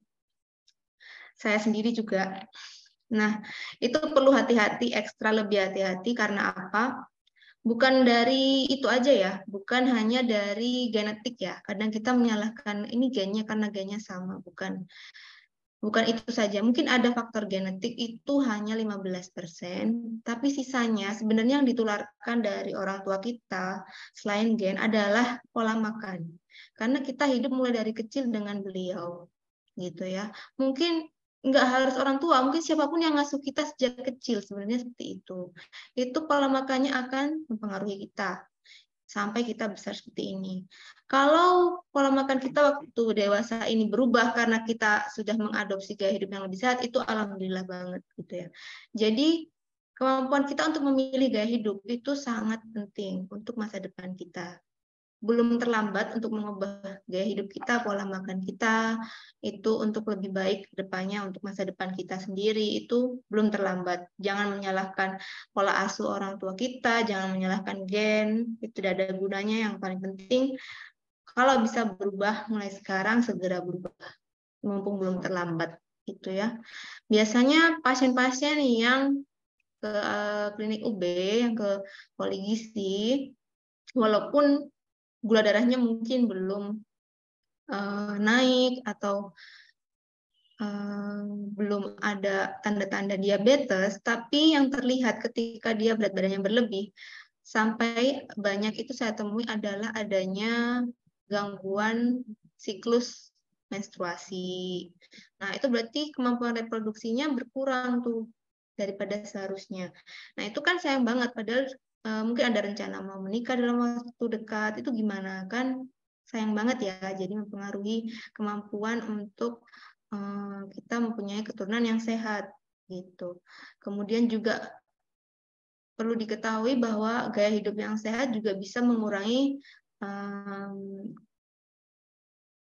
kayak seseorang itu kecenderungan untuk depresi kayak gitu. Apalagi kan semester-semester akhir pressure-nya lebih besar ya, tekanannya untuk menyelesaikan tugas akhir, contohnya seperti itu. Jadi mumpung masih ada waktu untuk berubah nih, karena ini kan tugas akhir ya, ini kampanye untuk tugas akhir, yuk kita balance-kan, kita seimbangkan lagi gaya hidup kita, baik dari pola makan, olahraga, ngurangin duduk lah sebenarnya.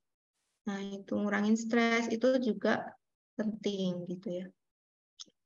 Oke, saya rasa seperti itu kali ini untuk pencegahan diabetes untuk usia mahasiswa dan pentingnya kenapa kita harus minum air. Oke, saya kembalikan ke panitia. Terima kasih.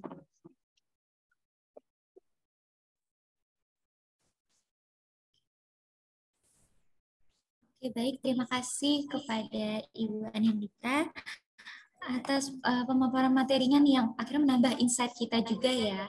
Nah, di sini juga aku pribadi ya Ibu di sini juga merasa banget kalau lingkungan sekitar kita ini masih kurang aware tentang konsumsi gula ya Dok. Karena di sini juga kita tadi seperti kita lihat sebenarnya maksimal atau minimal ya Bu untuk gulanya itu 2 sendok makan ya Ibu.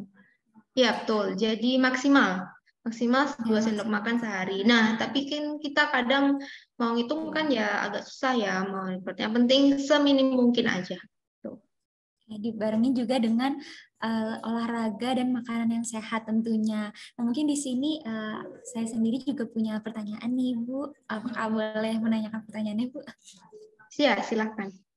Oke, untuk yang pertama ini sebenarnya bagaimana ya Bu untuk pola makan agar kita ini dapat mencegah adanya penyakit diabetes mellitus itu sendiri? Ya, sebenarnya kalau usia-usia seperti Mbak Safa dan teman-teman, ini kan usia 20-an ya, itu cenderung metabolismenya masih sangat tinggi. Jadi sebenarnya harusnya nih, makanan misalnya pun pada suatu waktu berlebih daripada aktivitas hari itu, jadi surplus nih, neracanya nggak balance nih, lebih banyak yang masuk makanan daripada yang keluar aktivitasnya. Walaupun akan disimpan, tapi biasanya tubuhnya masih dalam kondisi metabolisme yang baik dan cepat, gitu ya. Jadi pembakaran kalorinya cepat, gitu. Nah, tapi kalau itu dibiarkan terus-menerus, surplus terus nih energi yang masuk. Nah, nantinya akan tubuh kita akhirnya semakin lama nyimpennya kayak kebanyakan, terus akhirnya nggak mampu untuk nyimpen lagi. Nah, itu akhirnya walaupun kita masih muda, akan ada masanya akhirnya metabolisme kita juga turun gitu. Mungkin ada nih mulai ngerasain kok BAB-ku jadi nggak rutin ya, tiap hari dan nggak tuntas kayak gitu. Itu mulai harus aware sih ya. Itu ada alarm dari tubuh kita. Berarti ada yang nggak beres nih, pola makannya nggak balance gitu. Jadi sebenarnya gampangnya itu pakai slide saya tadi yang namanya plate method atau bagaimana proporsi piring kita tiap makan. Itu aja dulu. Nah, itu yang paling praktis dan gampang diikutin. Jadi kalau kita bisa jaga setiap kita makan proporsinya sebagus itu aja. Dengan lauk yang ya apa adanya tiap hari lah, entah itu lalapan, paling sering lalapan ya kalau mahasiswa. Lalapan, terus apa yang lagi sale, apa yang lagi promo, itu masih bisa kita seimbangkan dengan sayur, itu udah bagus. Bagus banget. Sangat-sangat mengubah nanti hasilnya di badan kita. Karena sayur itu serat tidak larut, dan dia bisa melarutkan lemak-lemak yang jahat. Jadi dari gorengan, itu lemak jahat. Kayak gitu. Kemudian makanan pabrikan, kita kan sering ya makan kemasan, kadang snack-snack keripik-keripik kemasan, itu kalorinya kan banyak ya, dan itu akan berubah jadi lemak. Dan dia biasanya jenis lemaknya adalah lemak yang trans fat atau lemak yang jenuh. Itu akan bisa dilarutkan oleh sayuran kita yang seimbang tadi. Jadi kuncinya itu di proporsi piring kita tiap makan. Terima kasih banyak Ibu. Mungkin selanjutnya itu pertanyaannya, jika sudah terkena pola makan yang tidak sehat nih Ibu, karena pasti aku juga yakin ada beberapa teman-teman di sini yang mungkin baru tahu juga Bu hari ini sebenarnya bagaimana sih pola makan yang sehat itu. Nah, cuman kalau sudah terlanjur terkena pola makan yang tidak sehat ini harus bagaimana ya Bu untuk tindakannya? Oke, mungkin ada di sini kita yang kayak udah hopeless ya. Aku kayak nggak bisa deh lepas dari gula. Kayak aku tiap pagi harus ngopi yang manis banget. Atau harus beli merek ini. Aku nggak bisa ngerjain tugas atau gimana gitu ya. Kita punya mindset seperti itu. Itu sebenarnya balik lagi, itu kan mindset ya. Kita bisa merubah mindset kita karena itu powerful. Sangat-sangat mempengaruhi gaya hidup dan hidup kita ke depannya gitu. Ketika kita nggak mau mengubah mindset, ya udah akhirnya ya seumur hidup kamu akan berpikir seperti itu gitu. Jadi kita harus berani membuat perubahan memang itu. Jadi ketika pasien itu kan saya bisa lihat ya, kadang pasien ke poligisi, orang ini dipaksa ke sini atau enggak, dia siap berubah atau enggak, itu kelihatan. Oh, anak ini sebenarnya cuma diajakin orang tuanya nih, dia nggak siap berubah, ya nggak akan berhasil gitu. Dia nggak akan datang lagi dengan progres yang bagus. Tapi ketika ada orang mahasiswa dia udah ready to change, jadi keinginan untuk berubahnya dia udah tinggi, skala 1 sampai 10 dia 11 gitu ya. Dia pengen tahu harus gimana, itu dia akan menunjukkan progres yang bagus ketika dia datang lagi. Walaupun nggak banyak, tapi menurut saya itu nggak mudah untuk dilakukan. Nah, jadi tergantung di mindset kita siap berubah atau enggak.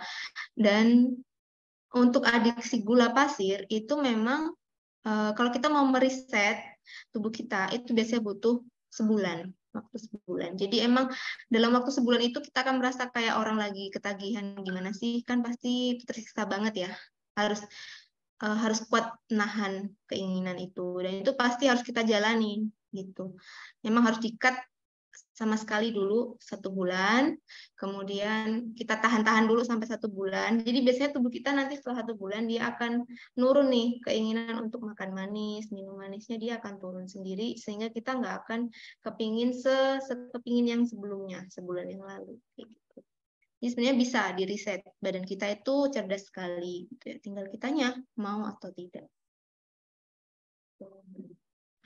Baik, ini benar-benar insightful banget ya teman-teman, dan juga dari kita sendiri sebenarnya balik lagi mindset kita ya teman-teman, kira-kira kita ini mau berubah atau tidak, karena sekiranya kalau kita masih cuma ibaratnya masih diangan-angan aja juga nggak akan bisa tercapai kalau kita mau mencegah dari adanya pola makan yang tidak sehat itu ya Bu. Nah, sekarang terima kasih banyak Ibu atas jawabannya. Senang banget ya rasanya kita sendiri nih teman-teman bisa mendapatkan ilmu baru lagi, apalagi ditambah lagi nih sama Ibu Anindita yang berkaitan dengan kesehatan tubuh kita. Sekali lagi terima kasih banyak Ibu Anindita atas ilmu-ilmunya. Ya, sama-sama Mbak Salva dan teman-teman. Saya doain bisa segera tercapai goals dari kampanyenya ini dan bisa berdampak ke banyak orang. Terima kasih banyak Ibu. Mungkin selanjutnya ini saya mau lanjut ke sesi yang juga pastinya ditunggu-tunggu sama teman-teman nih. Oke, di sini kita akan masuk ke sesi tanya jawab. Sepertinya teman-teman di sini juga kayaknya udah mengantongi banyak pertanyaan ya untuk kedua narasumber kita yang luar biasa pada pagi hari ini. Nah, teman-teman yang mungkin ingin bertanya, dipersilakan ya menggunakan fitur raise hand yang nantinya boleh dipersilakan untuk menyalakan mikrofonnya, atau juga boleh mengirim pertanyaan nih di kolom chat dan menyalakan mikrofon jika nanti akan bertanya secara langsung ya, dipersilakan oleh saya sendiri selaku pemandu acara. Mungkin boleh nih teman-teman, adakah yang mau memberikan pertanyaan kepada dua narasumber kita?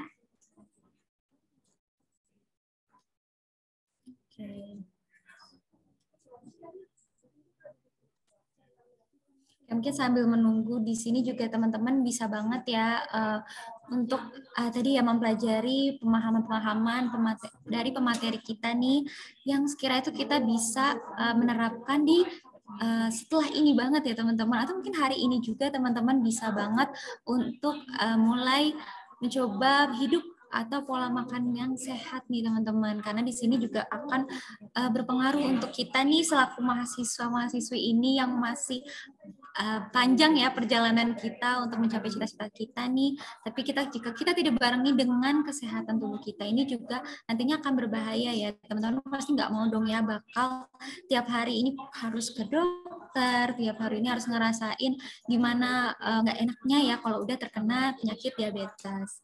Oke, di sini mungkin sudah ada yang bertanya. Oh, ada yang raise hand duluan, boleh dipersilakan.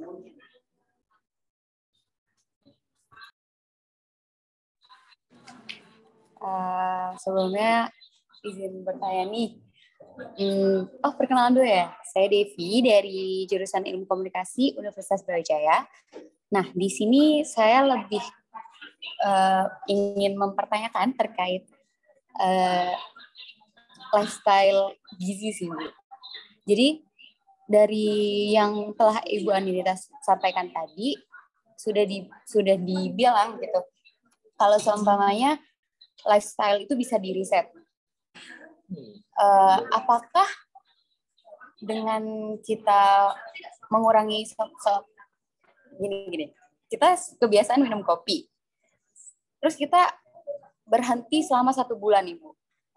Tapi ternyata setelah kita berhenti itu rasa ingin minum kopi itu masih tetap tinggi, terus bahkan kita sempat ada rasa yang kayak 1 bulan itu ngantuk banget, terus kayak jadi nggak ada interest buat melakukan kegiatan kita sehari-hari. Itu gimana ya, Bu? Apakah emang udah terlalu kecanduan atau gimana? Dan harus tambah waktu kita untuk puasa dari minum kopi. Itu sih, Bu. Makasih, Bu. Oke, langsung dijawab atau gimana? Oke, boleh Ibu ataupun Dr. Septabian dipersilakan untuk menjawab pertanyaan. Dokter dulu mungkin Dokter Septabian, mungkin dari sisi kedokteran ada penyebabnya, kenapa sih kok masih kecanduan?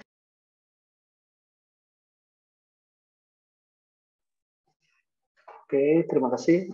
Bagus pertanyaannya. Jadi mungkin memang seperti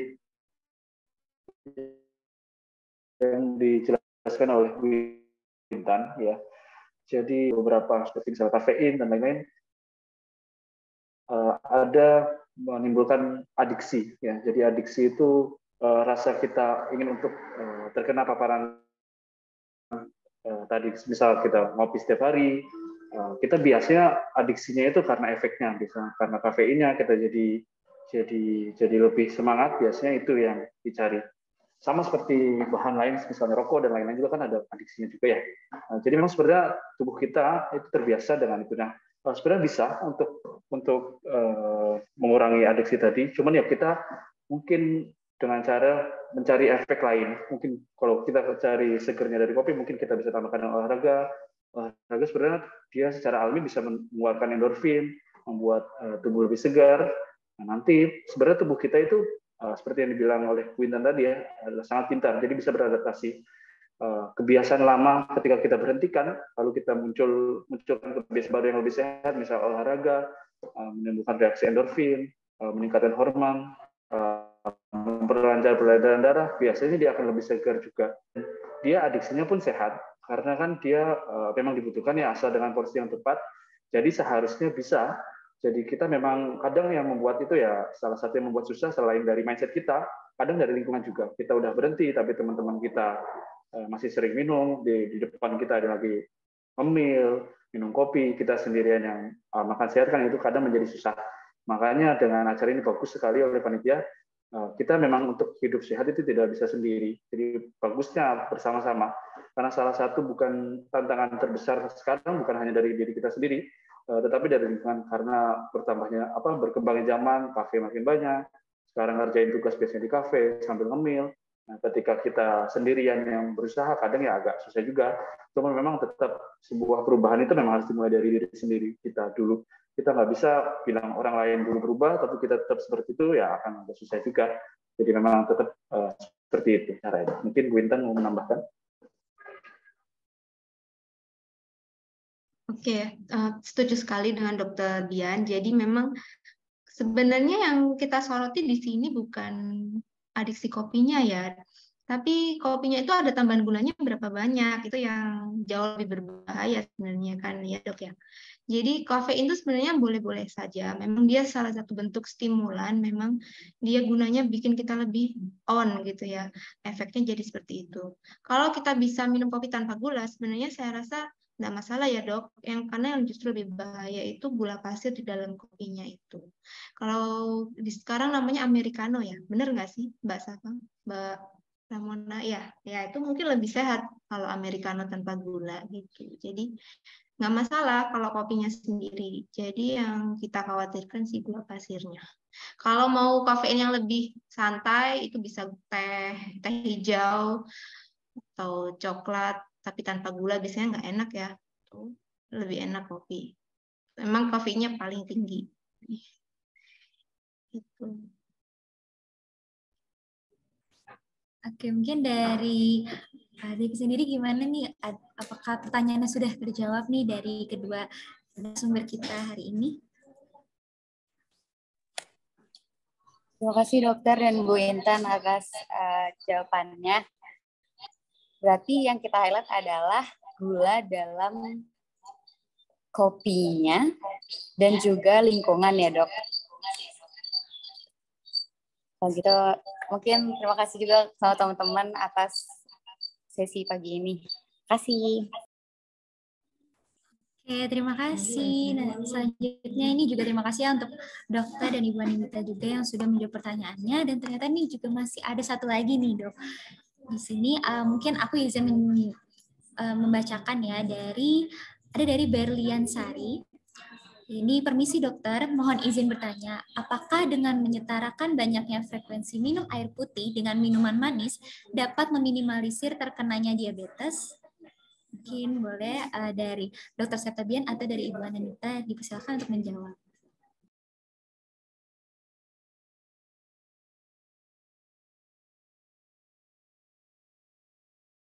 Kalau boleh, apa tadi? ya ini kayaknya menyetarakan, maksudnya mau dibanyakinnya sama ya. Aku banyak minum air putih tapi banyak minum manis juga, gitu bener ya maksudnya? Ya, sepertinya untuk menyalakan frekuensinya nih dok, jumlah dari minum air putih dan minum manis ini akan meminimalisir terkena diabetes. Jadi tidak hanya minuman air putih aja, tapi kita juga masih mengkonsumsi minuman manis gitu. Silakan. Oke, jadi untuk meminimalisir terkena diabetes ya. Jadi memang tadi seperti yang dijelaskan kita, materi saya, materi Bu Intan, jadi kan diabetes bukan dari satu sisi aja ya, tapi memang gula atau kalori itu sangat berpengaruh. Biasanya kan memang surplus yang menyebabkan salah satu faktor risiko meningkatkan diabetes kan adalah surplus kalori atau surplus gula yang terlalu berlebih dibandingkan yang dibutuhkan oleh kita. Jadi sebenarnya memang salah satu memang kan yang sering terlewatkan adalah kurang minum air putih ya. Jadi memang bagus sebenarnya minum air putih. Tetapi memang ya tadi harus perhatikan memang kita memang ada takaran gula. Jadi kita nggak bisa tetap mengharapkan misal meningkatkan satu kebaikan tetapi salah satu resiko lain diabaikan, misal gula tetap tinggi, memang agak susah juga karena memang kita sebenarnya kan tubuh kita juga udah ada takaran tadi yang seperti dijelaskan Bu Intan ya. Jadi bagusnya secara optimal memang bagus untuk meningkatkan minum air putih, tetapi memang supaya lebih optimal, memang kita harus menurunkan gulanya juga sesuai takaran yang dibutuhkan oleh tubuh kita. Seperti itu. Mungkin Bu Intan mau menambahkan?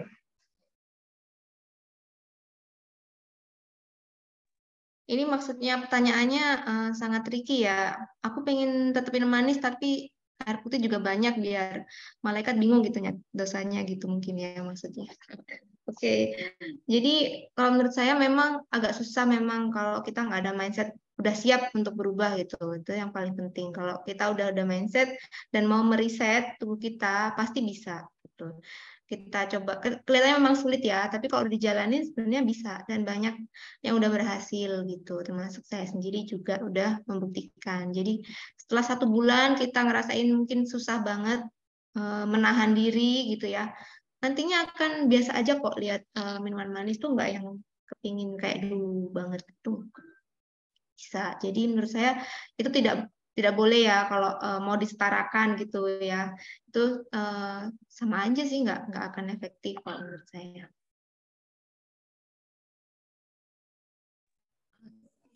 Mungkin dari Kak Berliana sendiri nih, adakah pertanyaan lanjutan atau mungkin sudah terjawab pertanyaannya?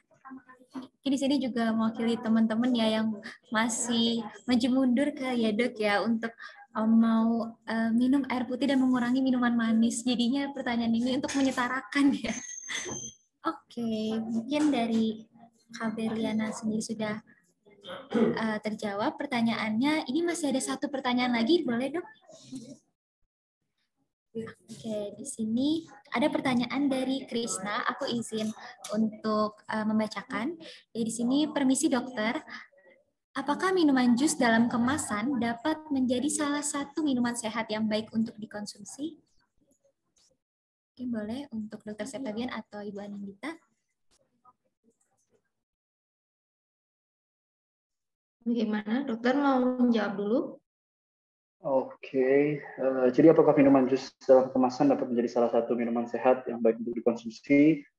Jadi sebenarnya tadi kan sudah dijelaskan oleh Bu Intan, porsi-porsi takaran dan lain-lain. Jadi kita memang harus seimbang ya, salah satu yang vitamin, serat, nutrisi dan lain-lainnya. Biasanya kan kita nyari dari jus adalah untuk seratnya dan vitaminnya, dan di situ juga kan ada cairan juga dicampur air, jadi untuk cairan juga bagus juga. Cuma memang sebenarnya ya minuman-minuman instan dan lain-lain kan memang ada manfaatnya ya, kadang ada nutrisinya baiknya juga untuk kalori, vitamin dan lain-lain. Cuman memang kita memang menyarankan yang alami, memang paling bagus yang alami. Karena walaupun sebagus apapun minuman kemasan, biasanya kan tetap ada kandungan gulanya. Biasanya untuk mencapai rasa yang enak itu biasanya gulanya tinggi, biasanya dicampur dengan bahan pengawet. Memang kadang ya ada kandungan bagusnya juga. Cuma memang kita sarankan memang paling optimalnya adalah dengan yang alami.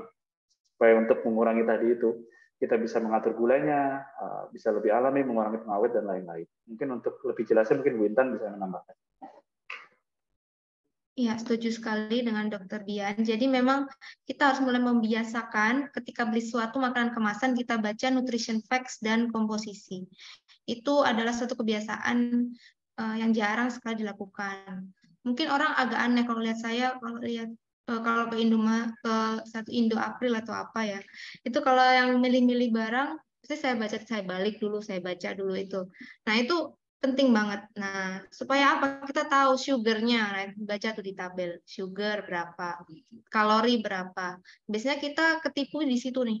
Oh ini makanan ringan kok, kalorinya cuma 100, tapi jangan salah, itu satu bungkus untuk berapa porsi, portion size itu dibaca. Biasanya kalau keripik ini yang agak tricky ya, ternyata dia agak menipu. Itu kayak keripik apa ya, keripik kentang gitu ya, merek terkenal. Satu bungkus untuk 3 kali makan atau 5 kali makan. Yang dia tulis cuman kalori tiap kali makan aja 100. Nah, berarti satu bungkus tuh seharusnya untuk 5 kali makan berarti harus dikali 5. Berarti sebungkus harusnya 500 kalori sebenarnya, bukan cuma 100. Nah, kayak gitu kita kadang nggak aware, kita nggak menyadari bahwa itu makanan udah nggak ringan lagi jatuhnya gitu. Termasuk jus. Nanti kalau dibandingkan di tabelnya dibaca, itu komposisinya nomor 1 aku tebak nih ya, biasanya jus kemasan nomor 1 air sama gula, nomor 2 gula. Jadi buahnya tuh cuma sepersekian persen gitu lah, masih mending jus di abang-abang gitu ya. Lebih bagus lagi buah langsung tanpa di jus gitu, minimum sugarnya gitu teman-teman. Jadi benar berlebihan, yang makin alami makin bagus gitu ya. Sering-sering kalau makanan kemasan itu dibaca komposisinya. Yang di atas 3 atau 5 macam komposisinya itu berarti udah nggak natural. Banyak bahan kimianya gitu. Tapi tetap ada produk yang bagus, itu yang komposisinya 100%, misalnya 100% buah, 100% susu sapi, itu bagus. Saya masih tetap beli yang seperti itu. Komposisinya bagus. Itu ya. Oke, terima kasih banyak untuk Dokter Septabian dan Ibu Anindita. Oke, dari sini juga Kak Krisna juga sudah menjawab sekali jawabannya. Terima kasih banyak dokter. Dan mungkin ini menjadi, masih ada satu lagi. Apakah dari dokter ini boleh untuk membacakan sekali lagi? Oke. Di sini dari Kak Deni Nazarudin, itu permisi dokter, apakah sari tebu bisa meningkatkan kadar gula darah kita? Boleh dokter atau ibu?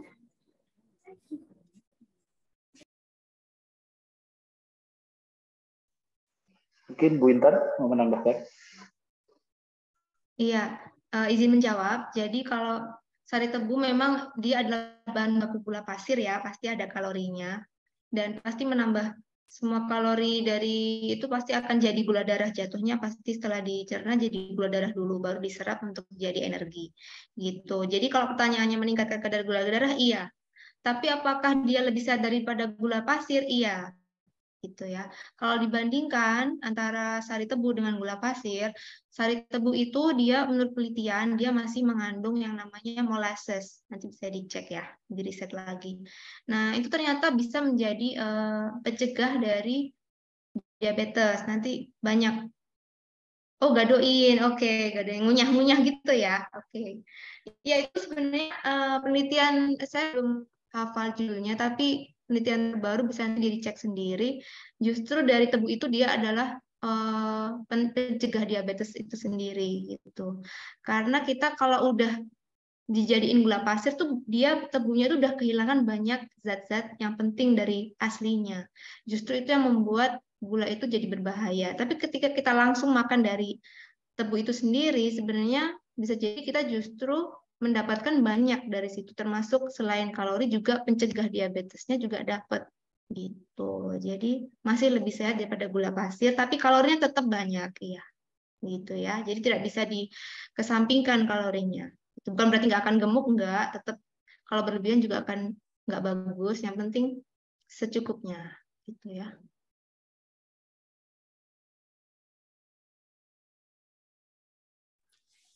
Oke, apakah di dokter Septabian ada penambahan?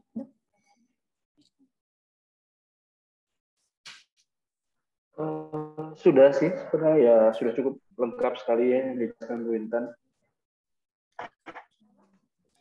Oke, terima kasih banyak untuk ada banyak tipe pengganti gula. Izin menambahkan sedikit lagi tadi ya. Jadi kan ya seperti yang dijelaskan Bu Intan ya. Jadi memang kan banyak tipe pengganti gula yang nggak terlalu meningkatkan gula darah. Cuma ya memang tadi seperti dijelaskan Bu Intan bahwa memang porsinya harus disesuaikan ya. Memang walaupun dia nggak meningkatkan setinggi gula tapi porsinya tetap banyak ya tetap naiknya juga tetap akan tinggi juga. Jadi selain kita ya sari tebu dan lain-lain ya memang porsinya tetap harus dijaga juga. Ya, oke. Sekian, terima kasih. Oke, terima kasih banyak untuk sekali lagi untuk Ibu Anindita dan juga Dr. Septabian atas jawabannya ya, yang pastinya ini sangat memberikan penambahan ilmu lagi nih untuk kesehatan tubuh kita. Sekali lagi terima kasih banyak ya Dok dan Ibu Anindita, dan juga teman-teman di sini nih yang antusiasmenya juga tinggi banget ya untuk menanyakan tentang kesehatan tubuh. Berarti di sini teman-teman juga udah mulai aware nih sama kesehatan tubuh masing-masing. Oke, mungkin dari Ibu Andita atau Dr. Septabian bisa dipersilakan karena kita akan melanjutkan ke sesi yang berikutnya nih, 2 sesi terakhir, teman-teman. Oke, di sini sebelum mengakhiri kegiatan pada hari ini, di sini saya ingin mengajak juga nih untuk menyimak sejenak sosialisasi gerakan 1 hari minuman sehat sebagai rangkaian tindak lanjut talk show pada pagi hari ini yang akan disampaikan oleh rekan kita, yaitu kepada Kak Devianti Eka Putri, dan kepada Kak Devi dipersilakan waktu dan layar.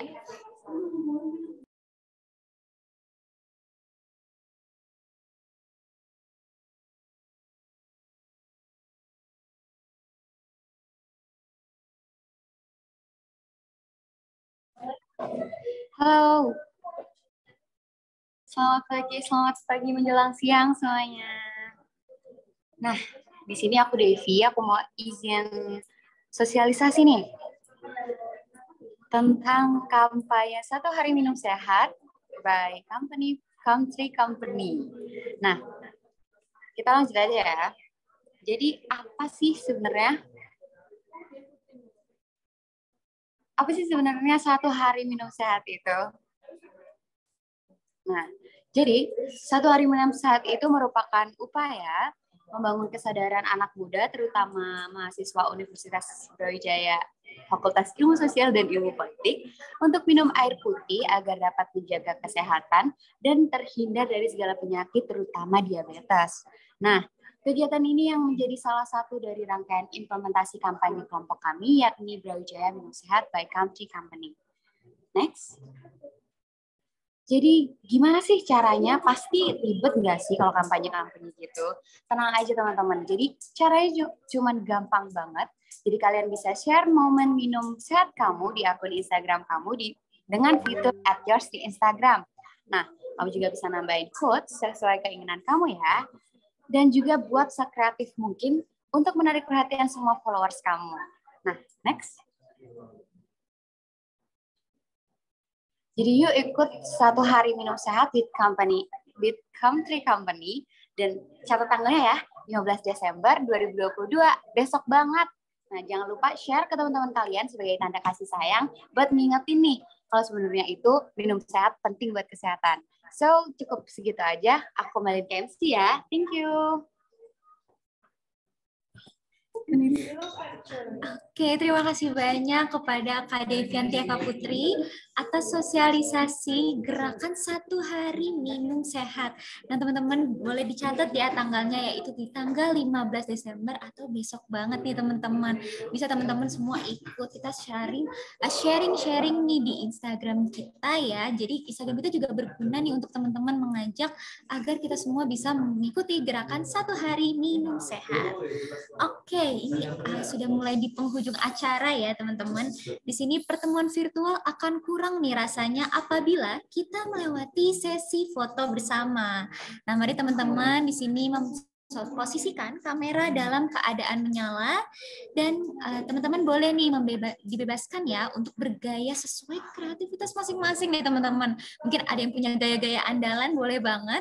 Ini sambil menunggu teman-teman on cam ya, di sini akan panitia membantu untuk mengambil screenshot foto pada acara ini. Oke. Mungkin dari Dr. Septabian ataupun Ibu Anindita boleh nih kita ikutan sama-sama foto bareng ya untuk acara pagi hari ini. Oke. Boleh dihitung dari 1 sampai 3 ya, teman-teman bergaya. Oke, 1, 2, 3. Boleh ganti gaya. 1, 2, 3. Terakhir boleh yang seheboh mungkin ya ini. 1, 2, 3. Aku kembaliin ke MC, terima kasih.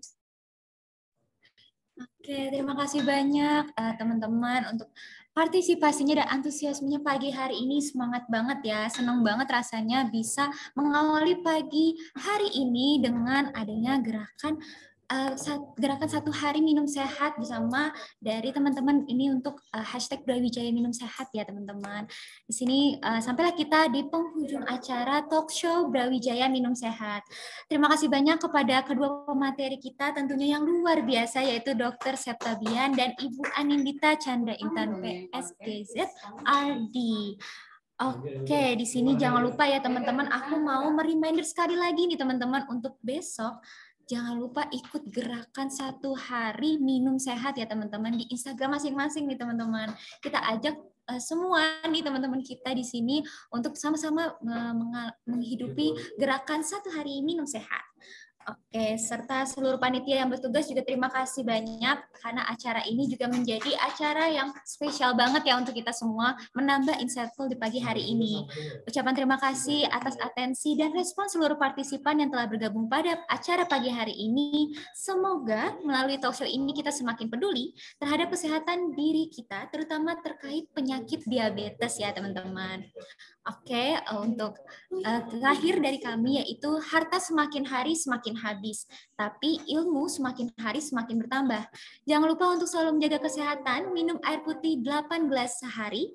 Saya selaku MC, Safa, pemandu acara, undur diri. Kurang lebihnya mohon maaf. Sampai jumpa di kesempatan berikutnya. Wassalamualaikum warahmatullahi wabarakatuh.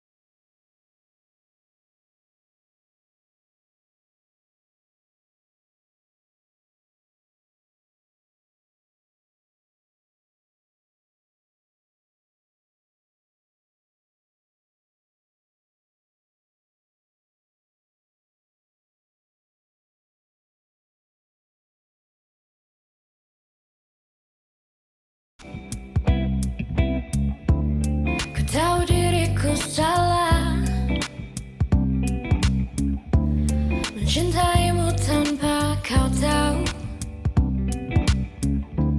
Tapi apa daya perasaan